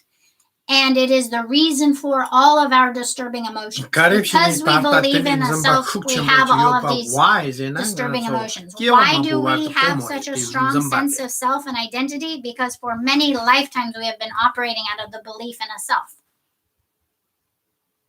Again and again and again and again. Long-term habitual patterning. With the self. So that's why it's still so strong right now. But on even relatively, it is not an object of our perception. All that we can say is that in relation to our body and our mind, there is the concept of self. So it's merely a labeling. And it's perfectly fine to say on a relative basis that we can function out of the mere concept of self. So there is merely the conceptual imputation of self, and it's perfect. We can perfectly function in those parameters. It doesn't have to be real or truly existing for us to function out of it. Like we can say, like there's the mere reflection. We can say relatively, it's true. Relatively, we see it, we experience it. A reflection. Similarly, we can say relatively, we have the mere imputation of a self, and we can function under that. But if we investigate, we won't ever find it. We're not going to find an object that we have a direct perception of that is the self. But without investigation and without thinking, we can operate perfectly fine out of this imaginary self, out of this imputed identity. So the practice here is the wisdom that sees that selfless nature. And once it has seen that there is no self, that there's merely an imputation of self, then the meditation, that's where we have the application of mindfulness, where we then uninterruptedly don't forget that insight. We're aware of that insight. And we have that in formal meditation. And then, of course, informally in post-meditation at all other times, we can remember that. And that is called the application of mindfulness to phenomena. So I'm only going to speak about that a little bit today. That's going to be a kind of a brief discussion on the topic of selflessness. Sufficient to do this meditation. And that also concludes the discussion on the 4 applications of mindfulness with their specific features. So that would be the way that we would meditate on each one sequentially, just with one particular characteristic or nature of it, that we generate that wisdom and then we meditate on it. We have applied the mindfulness to that. So. Oh yeah, teni ta tena re ni ransang ka namba ranam gom ni yore chamba nyerje vjete la ranam gom ya tang teni psi namba gom ya se te ta teni psi namba gom na ne kare zena lupo chigla nan cham la ranam gom teni yang teni lupo nde yang ne ta tama yamba ngam mani psati yore ta tang chigre ti tang la teni korang martak pa yamba dungar ba yamba teni dagme pa yamba. Okay, koroti ramjin yamba te tertawu ramjin vujit nyamne msheya te teore devjin to chorwa tela yang teni tertawu vuje teni chu tela tertawu vuje teni ta ngatsundi ni kap ku chu ze tendere ta chu tela tertawu vuje zena chu when ta dakchi pomarta teni gong de ngazu sha charwa tamchi li janbi when kong yin chang nanda techo tamchi yin na yang chu ze sem ku yurtu kurpi ne chu kong yin chang na te tak tamchi te on martak pa tang dungar wa tang tong wa tang dak me pirang ji chen reis o te tenda ka goni teni gomya te teze tore jib gomya duga ta te chore re ni pshet de mergowa chi when na chorwa yin na chorwa tamama poyore chorwa yang chik tang dak rangwa yo pa chik yimba mar chorwa tamaim bare denib zon ten chorwa te an chorwi tola ganzak dak jib shawa chik den tup yo mare dagmete 대비진 또는 소라 때는 더마다 덕메파테 마탁파 임바는 무마르고 파레 동가로 임바는 무마르고 드립시니 비라 비브자나 드니 비테라 비테니 비자나 코란티 톡텔라나 디 유르테닥 탐식 그 톡라 디 차추디오리 디 차추디오리 데닥 그 톡텔라나 원들이 잉크레에세 어 딥시나더니 드립시니 공고레스 더스토니나 The nature bird. Teni tela campagne orge gom chiavia tere.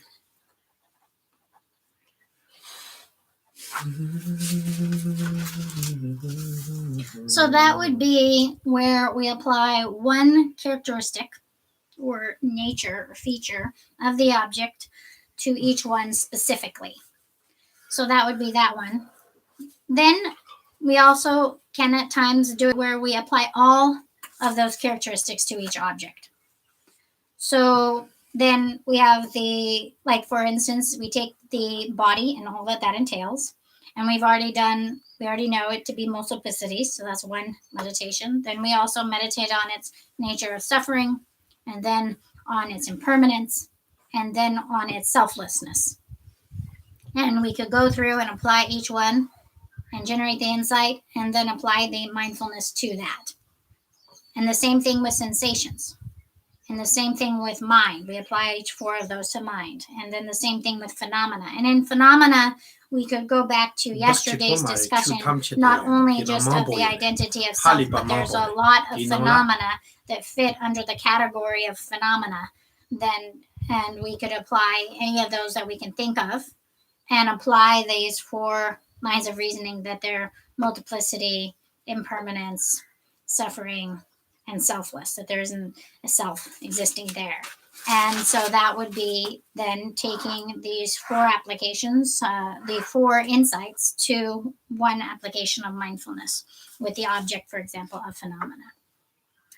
So that would be then, since each of these four insights are characteristics of, or the nature of each of the four applications of mindfulness, we can apply all four. So then at this time, we would call that the shared meditation, where the shared characteristics are applied to each of the four.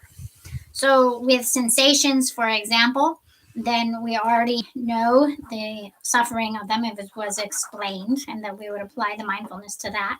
And then when we look at sensations, then like the mind, they're multiple. And we can go through that process of breaking it down into time to see that there is no singularity, single sensation there, but a multiplicity. And then also that there is no identity that exists as being that sensation, a self. Then we can see that it lacks an inherent nature of self, that there isn't a self there in that sensation. Like the I or the me, it's not established as existing there. So we want to look, is there an I or a me? Is there a self in that sensation? And I think if we search for it, we'll see that it's selfless, that there is no self there. And then also, obviously, of its impermanence. So we can apply each of these four features to the one object of the application of mindfulness to that one object. And so with each of these, you would apply that contemplation, the wisdom, insight, until you gain the wisdom, insight of a multiplicity, selfless, impermanent, suffering, for example. And with each insight, then you would apply the mindfulness and meditate or rest there. And so that would be the way that you would go through each of these with the common or shared features of applying all four insights to each of the four applications of mindfulness. Hotere teni tatela lam nyamnem shepirni kamnan rana sosu ten kwena nyima re mandawa vinyamnem sina ndikhiore tambanya jete yamana dantak la re sina ndikhiore tambanya jina ko je koran tambanya jina ga tawchik teni sini nyamnem sina ya ndikhiore ngachu nyamnem she topkre de yinna ya nyamnem shepi munto teni nimjong ko semya yot Teni shanchuk sem yang kan tab shini rana sosu sem na kit te nimjong ke sem yang yola teni shanchuk sem yang yola teni kamro ta sem ke chi teni don teni lami namjur hon orgin gi ke don nan rekre te ta u teni hon orgin gi ne shang sam ta u lami namjur chong chikir o teni te ta u shini na kamro chi sem ke chi lami namjur chi teni ti ji de la na 대 랑그 무지 냠는 데 강인나 대란죽 더니 타마 ngo도 몰람 셰야데 테레 타테트니 당아추 잠바니 지냠는데 테레 타티낭라 케랑추 하고고 와직데 카상이 케랑추라 유바나우진 ngachu na sangi pi tamba nyerji ji nangla ji zeti tamba nyerji zeti hirap tomri ro re zeti kyang tu terang ha ko yor wa testa ore teni nu e ji zena shirtang ge tangsang zambu lang ro kyo pi tamba nyerji nda teni ndi tamba nyerji ko ngon ro ge chet ne ndo kha hi ke na ndo ke na la song yo pi sangi ge teni zanyen ro ndo sholam nam ji hibjin tanjin kobjin za yo pa la so pa o tendi la tenine aware zena ngatundi tambanyerji jete aware she topkyo rawa yena ngoni tambanyerji jela aware she topkyo re yena datak tetak samlo tang te marnam ki tinoni cherni ne tani tangsang ka tani shirtang ka tambanyerji zade techkhyo re yapore tani mama bola pantokyo re tekauda yena chunyamnen kan ngoma chikte ka kayang de kamare de hakogore quand rang luke chaki tamche samlo to khna garts glab samlo to garts nih garts yorwa garts tamche samlo to ya samlo to tani yang ma ndo tdi shini tani garts grere ke chornang tang chorwa samlo pa te cho yore yinang di chora tamba nyewer jikpa gom khyo na ne dikre di nang la ngip sha pa nang shini ne hitap tam der yo pi goni tamba nyer jik ni aware she yo pate yennan dikri the yennan lam zamo mare ta tong tani the shirtang ge ta chik tani chik tang sang lawe ma bo duwa te cho dik mare tani chigen tamba nyer jik gom chamlan ro ya te cho la ten ni ne ka hi chula zamo la chuleb yong kyo re ro thop kyo re ta zamon ju go samni chu ngona lan ju yong kyo ka hi la war chet do je kyo re te ha ko gore tamba nyer jik attachment de chak ni te la teni konso warchet ma bola ngirya yore tela o testa teni chuku warchet ndo wa tan chuku trogla ndo wa te ni yore o te samlo teni yapo chik teni tangbo kare teni tachin glugla na ta tachin thomo main pi luk tela ka rezena tanga chu tu chu yo ma chirtangi dksha pi charge yang met tera ka rezena tachin thomo main pi lugla na shi lu tang nang lu tang ni ki lu testa utani tamba nyewer jikpa vijite la ne tani lu chor sem chu de la ne shi nang war te cho cha chang jar yong kdo wa som jar swangi o te cho re re ni ni kyang ne thakpa chimbu lugla tong ni thi ba de tari okay nang ko lu tong ni thi ba structure thi ba o ya nga chu marsam jo me khira pharo shin marki mangar nam ki ngo nit ze ka structure de yopa tang mepa nika niman la sokpim ta tamche lindi songwin ne lu ngoma ten tar tu patarawa zap mepa de te oya nduk tamba nyeru jikpa wena lula ter tar tu hini shenang warsam glu tamche ter tar tu hini tang hirap ki hini ting olam yam jik patela lu tamba nyer jik zekiore yang chorwa ter tar tu shenang warsam gu chorwa tamche te ter tar tu hini ne tonyu te hini hirap ke tigang la tamba nyewer jikna tani chora tamba nyewer jikpa zeke o te startup hini ne tamba nyewer jikpa vjete nga tu ngi gember ke keran tola tachin ke tomo man bi lo tonyu tartu bir ni lu tizab yo mar ta zab ku derwa on de shak yo pate te him khan nam ki te start nyam nem shina lu tamba nyewer jik di tamba nyewer jikpa hali pi zamo jing do kyore zabhu te tere o tini re zere thapa chembu ter tar to gum kare kwa na shang chu sen wa tham che ki ndi terang nip sha ya ka te gum kare jela te gum khore gansam chila zam mon ro ni na ndi tani tada labya nam jing ka mahayana ka tamba nyer jik thomo man bi mahayani tamba nyer jik ta thakchin thomo man bi tamba nyer jik ta gum ro khore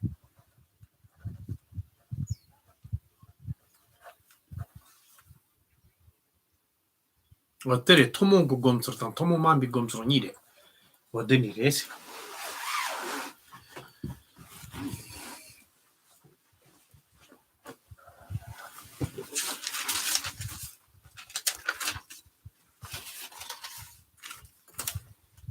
So ki gi dun chik ring la gom gyab zana rongsen or chisen or nicha. Jemong gyab ne. 그래, 쌤 가리 갔나야? Okay. So, for example, if you want to get a little bit of experience in practicing this, you could spend 1 week on each of the applications of mindfulness. And so you would spend a week where you would do it every day. So 7 sessions on that.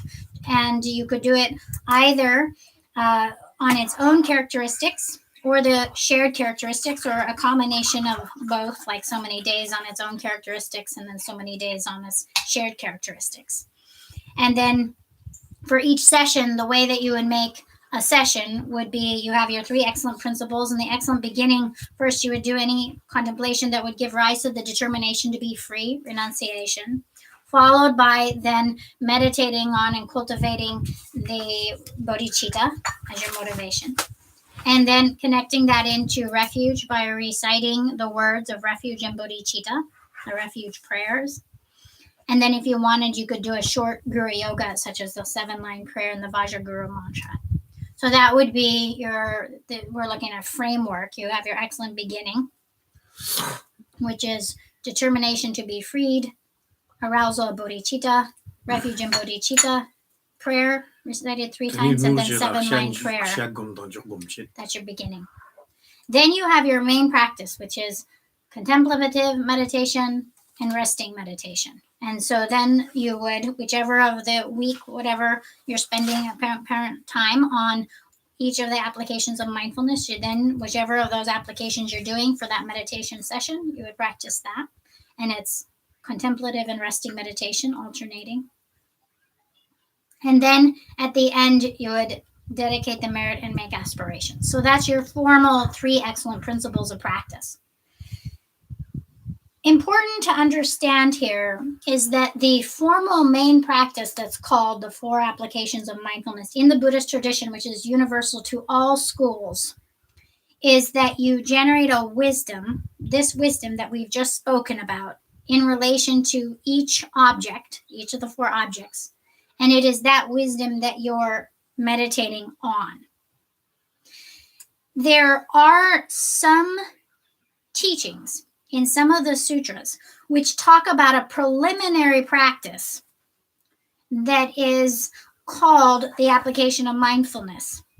Mindfulness meditations in which then one might, for example, while they're walking, be aware as they're walking, the vigilant guard that is observing as they're moving, as they're engaging in different activities. And that it was taught by the Buddha in those texts as a preliminary to the actual practice of the 4 applications of mindfulness, which is based on these 4 insights we've spoken about. That is what has been predominantly extracted from the Buddhist tradition and is used in popularized meditation retreats and sometimes referred to as Vipassana retreats and so forth, some of which are not authentically the full practice of the 4 applications of mindfulness, and where they've taken components of that. And I'm not saying there's anything wrong with this. There's a great value that many people have gotten from those kinds of retreats, where they've learned to be present and to observe their state of mind or whatever they're doing. However, many of those retreats only have little parts of what the full picture of what the Buddha taught, have extracted components, and so don't really fit the full criterion of being Buddhist practice, don't have the full path in them. And so my point is that not that that's not a benefit and value to people, but for us as practitioners, if we really are practicing the Buddhist path, to be very clear about what is the full path and the actual practice in entirety with all of its components versus extracted parts and so forth, so that we don't get mixed up between what is and isn't the Buddhist practice. Also, then some of those retreats that have been kind of more made up, I feel, that are devoid, a lot of the Vipassana retreats, when people have explained it to me, are devoid of the insight that's supposed to come that you're meditating on. Yeah. So then it's not technically the vipassana. So they focus, for example, on sensations in your body, and you just hold your mind one-pointedly on the focus of the sensation, the feeling. Then there's no insight that you're meditating on. You're just focused on the object of how it feels. And maybe they move that object up and down one's spine and back, and you focus on one sensation after another. And that is fine. But it's devoid of the insight that is originally intended in the scriptures for all the schools of Buddhism, and it's not the actual main path. It may be a component of some of the techniques that were taught as preliminaries to the main path. And so that's really important to understand. And so a lot of what's been what I've heard about some of these retreats is that, like, for example, the wisdom isn't taught. It's just that one focuses in different ways on different parts of their body and on sensations alone. And that is not the profundity to which the Buddhas intend, or the scriptures, when we look at what actual wisdom is intended to be meditated on. And so on the one hand, I think there's a value to people who that's, all that they, are interested in. On the other, it's important as Buddhist practitioners that's, not, we don't think of that as the whole path or as complete. I do think that oftentimes it can bring people to the Dharma because they go to these meditation retreats. They've never had any Dharma instruction before. And because of its non-sectarian approach, they're able to go and get an experience of their mind. And then they begin to search. And so it oftentimes will give them the inspiration to search for that knowledge. And I think that's of great value. But there's also, but then we should, if we're already Buddhist, and then we are looking out for those methods, I think that's dangerous. I think that there's a danger we'll get deterred from the path, because a lot of meditative experiences come from those kinds of retreats, and we can get very attached to them and those sensations that they elicit in us. And it's also very simple, so we like the idea of not having to do anything and just to be able to focus on the feeling and so forth. And so it gets us to become very attached to the way things feel and the feeling of it and the experiences elicited by it. But that's not the goal. That's not the path. And so on the one hand, I think that it for people who aren't wanting a spiritual path or practice and aren't connected with the Dharma already, it can give them some very valuable tools for their life. On the other hand, it can inspire some people to be interested in the Dharma and to then want to seek out the full path. But there's also a danger that it can cause some people to get very attached to those meditative experiences and never want to move on. And that is, we don't know which that will be for us. And so like some yoga, like Kundalini has a very similar aspect to that. And then sometimes people get very attached to the experience of that and the bliss of that and all that, and then they leave the actual path, they leave the Dharma, and they start to follow that because of how it feels. And so they may have some certain kind of experience of the Dharma and understanding of it, but then they start to get derailed by those experiences and chasing after them, and then they get farther and farther away from the actual Dharma and the wisdom of the Dharma.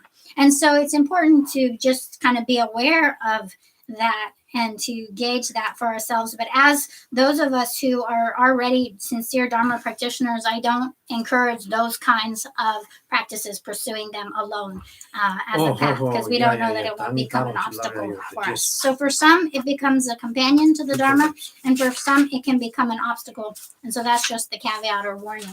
Do you want to say something else before I say the Tekpa Chambo part? Okay. So then Rinpoche said this explanation of the 4 applications of mindfulness applies to all Buddhist schools, all the teachings of the Buddha on this kind of practice, technique of practice. And then there's the uncommon or unshared approach that's only for the Mahayana, and we don't have time to go into that, but it wasn't my intention to teach on that anyway. My intention was to teach on the universal 4 applications of mindfulness, which I have. But in terms of just knowing what the Mahayana, what would be taught specifically in the Mahayana is a next step. So first, this would be used as a preliminary. So it would be also meditated upon, which we have covered. And then the practitioner would then go on to a further level of meditation where they would take each of the objects of the 4 applications of mindfulness, for example, beginning with body. We have internal body, external body, internal, external body. And then they would go through each of those aspects and arrive at an understanding of their complete empty nature, freedom from all extremes, the indescribable, inexpressible, inconceivable perfection, a sublime knowing that is unborn and unceasing, the very nature of space. So they would then determine that complete freedom from all elaborations and rest in the direct perception of the ultimate emptiness of body. And that would be the application of mindfulness to body. And then they would do the same with sensations, with mind, and with phenomena. So this is where one goes fully into it. With each of these, there were 3. There was internal, external, and both. And so for each category of mind, sensations, phenomena, and body, and they would reach that level of complete prajna, the wisdom insight that sees its empty nature entirely, and then apply the mindfulness of resting in that. And so it would be the full and complete level of emptiness, the ultimate natural state, the ultimate nature of which there's no more profound level of nature, the full application of mindfulness to emptiness in this case. So that would be a most profound level of insight that would be reached through the 4 applications of mindfulness. And in the Mahayana scriptures, that is how many of the bodhisattvas of the past have practiced.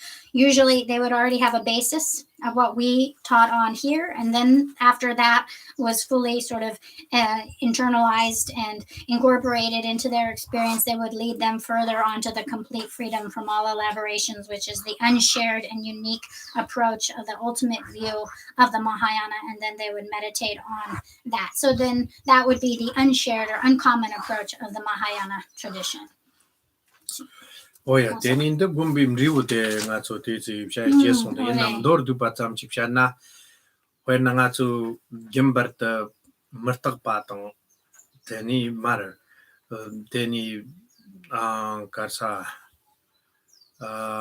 lu moksang wala tsangwar zimbatang ta yit mong pa imbalang yidong wali pi changzang ka yidong tan zimbatang teni Deval Mubdewala Devar Zimbatang Teni Murtakpala Takbar Zimbatang Dagme Pala Dagtan Zimbarte Testa un Zimbab Shinchilopin Zimbab Jit Sozuki Gula Gimbariore Oya Tir Nimbo Jita Teni Nikap Tenim Rivu Teri Teni Dir Nikaps Rivu Teri Ezekore dit compte vjib gombi mir kam na testa tu shekore di vjiti di nyamne vjiti mangla na tamba nyerjak di nyamne vjita ta lu chorsem chu tamjengi lapsonga ti koron nyamne vjiti mangla na martak patan dungar ton aton tani techo kari re zena na chujur dom jizachik sonyo patere tani sangi kum do chatsangmala nyamne shibi panyuni osongore na nyamne shetabna 가레지나 탐책을 돔레데 탐책을 돔 오야 때들이 yap보치 거래 때 니캅스 때다 우신실로 건점바 탐책도 지워린기로 와도 더지나 텔랍템비 강arto 뉴드라마 보치 때 yen타yen데 진로 와당 타르투금 리오테 가레제나는 먹니비 냥을린디바 yen타yen데 타르투비 상기제나 타칭그 먹니비 냥이디 코로아 동양gen 양은 디빈 탁니린 디빈은 냥디 상기지 고마 토파테 타르투피 데와 토파 타르투피 리부 토파테 뜻 타르투피 리부 테리 오야 데니 랑 따가치 누에지 땅이 공도 샤피 데니 초르와라 셈종야 땅 당상 잠부랑라 요피 테크 자와니닌 로톱 마르테킨 하고군도와 냥디 리부 토비아 지용아 자와니니 요말 테마저 니캅 급신실로 군인 법제 양 로톱 마레 가르즈네 히르피 오마레 어떤지 레제 다뜸 리부 레제 함도르 두바 잠식대치 So Rinpoche said, I forgot I was going to speak about the result the benefits and qualities of this practice, which was the final point. So very quickly, in a nutshell, the benefits of meditating on these is that our mind is usual sort of operation is under 4 misapprehensions. So we misapprehend or grasp to what is impure as being pure, which is a source of all kinds of attachments and fixation.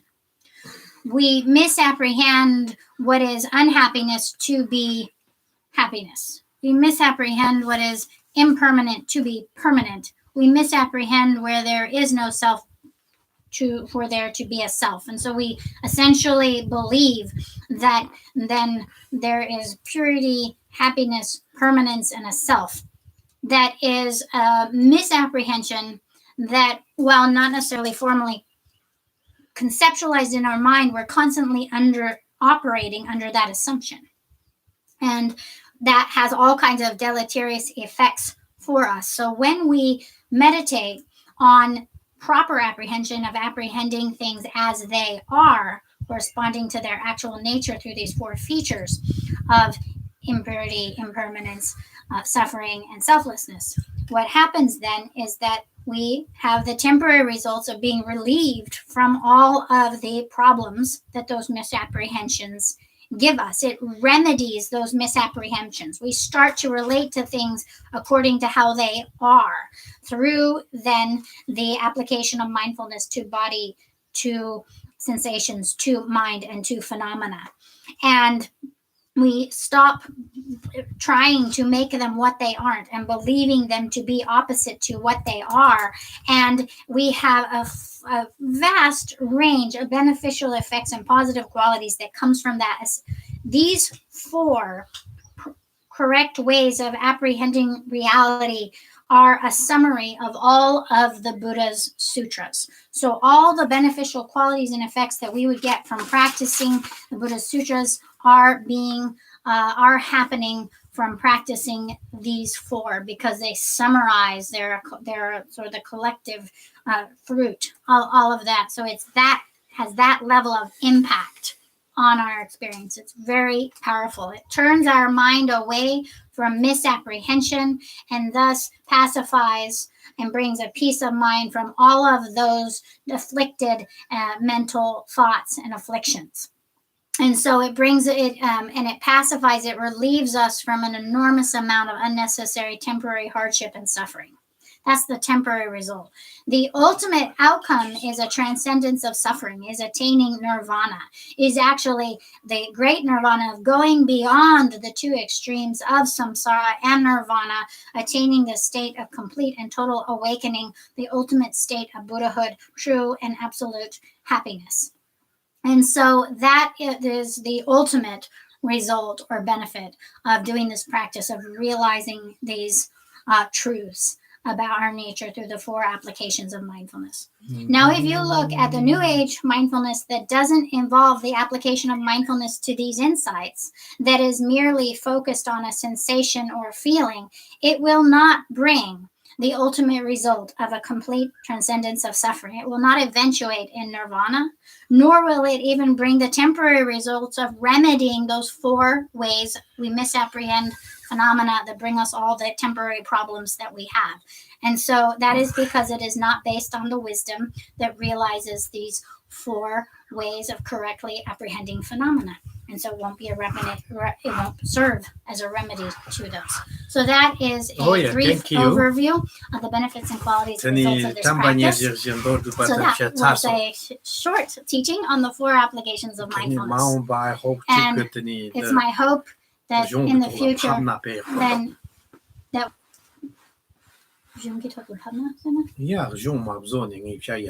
that we can make a good transcription of this teaching, so that we'll have a written text that we can study and practice. So we'll have a clear practice guide in that. So that's something that I hope for this teaching. So next I'm going to do one more teaching. And it is a teaching by Mipam Rinpoche. And it's something that I have for a very long time wanted to teach on. And so it's the kind of root of success for both our Dharma practice and our worldly life. 오케이. 뜨니까라 And it 호야가 something that we need 메토모로와가 for both of those. And indispensable qualities that we need for these. 테니 And 너 so 공부 가리 송레지나 then 메토고 there's a flower that symbolizes. It has roots and a stem, and then branches, and then leaves, and then the actual flower, and then its fruit. And so it's a teaching that is symbolized through an image of this flower. And so then this is for everyone who registers. We'll send this to all registrants before the teaching, so that you can print it up and have something beautiful like this. And then you can look at the picture as Rinpoche teaches. So that so that will be Pelter di Erka di Tartuki Pichitwa. I don't know. Yeah, so that's the final teaching that we're scheduling for a while. And then Rinpoche said eventually I need to go home to Arkansas. And I don't know after that, when the next time for teaching will take place. Also, it will depend on how long the pandemic continues for. And so I'm going to consider all these factors, and eventually we'll make some kind of extra teachings eventually at some point. But one thing is, I know that many people feel kind of like it's over and they just want to go out and be kind of not so careful. And my feeling is that this pandemic is not over. It has not peaked, and we need to continue the same level of vigilance that we did some months ago until there's some form of cure or prevention from getting this. It's going to continue, and as a concern for others, we have to take the same level of carefulness as we did last month and before. So many people, because of the power of ignorance and just being tired of staying home, they don't want to anymore. They're just tired of it. If someone got sick and died, you or your family, would it have been worth it, or would you have rather stay home? And so that is a risk that everyone has if they become careless. And so it's something that we're responsible to ourselves and to those around us to continue our vigilance and our carefulness, and not to just disregard or get tired of the situation that we're in. There will eventually be a cure or a preventative. Everybody in the world is looking for it, and we're going to have to endure with patience and carefulness until that time comes. So please continue your vigilance, Rinpoche said. And we'll do one more teaching. It will be in 2 weeks' time. It's already been posted on the website, and an email has been sent. Everybody should have these, and so please make sure that that you register and that you print this up so that you can participate with the picture in hand. Let's dedicate the merit and make aspirations. Sonam daye tamche zebanye done nyebe dranam pamshene yega nanje walon dubaye sepe sole rowa sho kewa kondo yamda lama dame chuji wala longcho chan satan lamche yomtai ramzoni just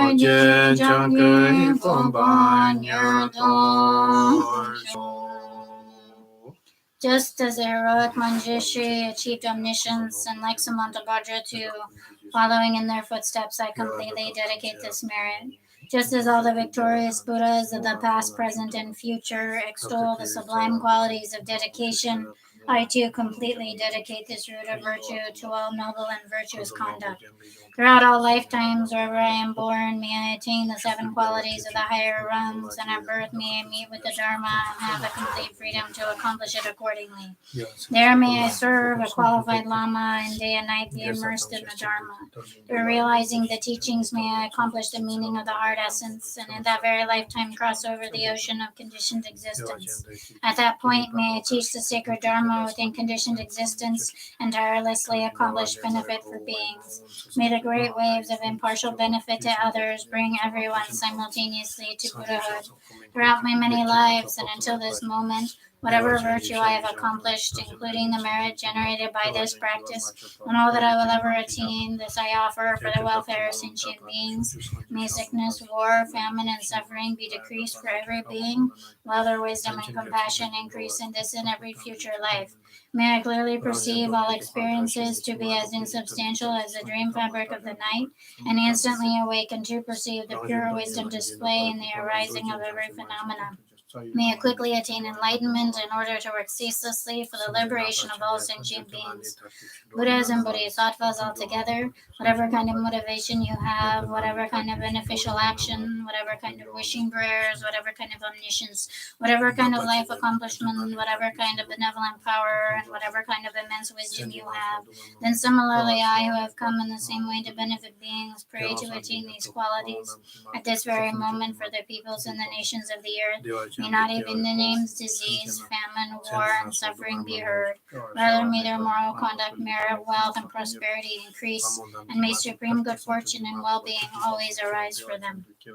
Kare rawe korwe shingam sumbandan dewa malu chungwe ni chenre ziwan tenzin kyamsui shabe kargye bardu tengyur chi Kare jodo ngangyur nyingma ba gandung dojen tengin kyansum jingurum penme tujan dolongi Damba Zingjum Bawe Wangju Banju Namga Gyatsen Juiga Kwani Loja Taye Mingzen Ba Jini Kuze Dambara Juneni Zamlin Sangye Damba Gyatsen Zo Benden Jumini Jibu Damba Yunini Bandon Damba Zimbi Jibu Nam Kuze Gyatsen Dengyur Chi Kano Bashi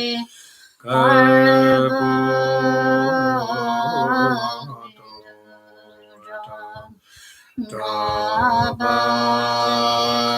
Nabataye Yavi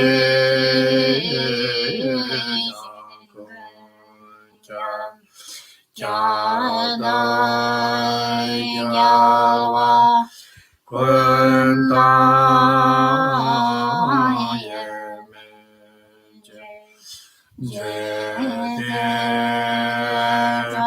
Jedetashi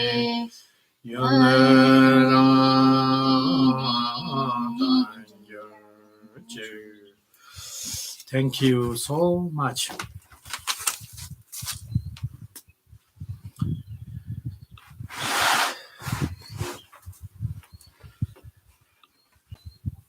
Okay.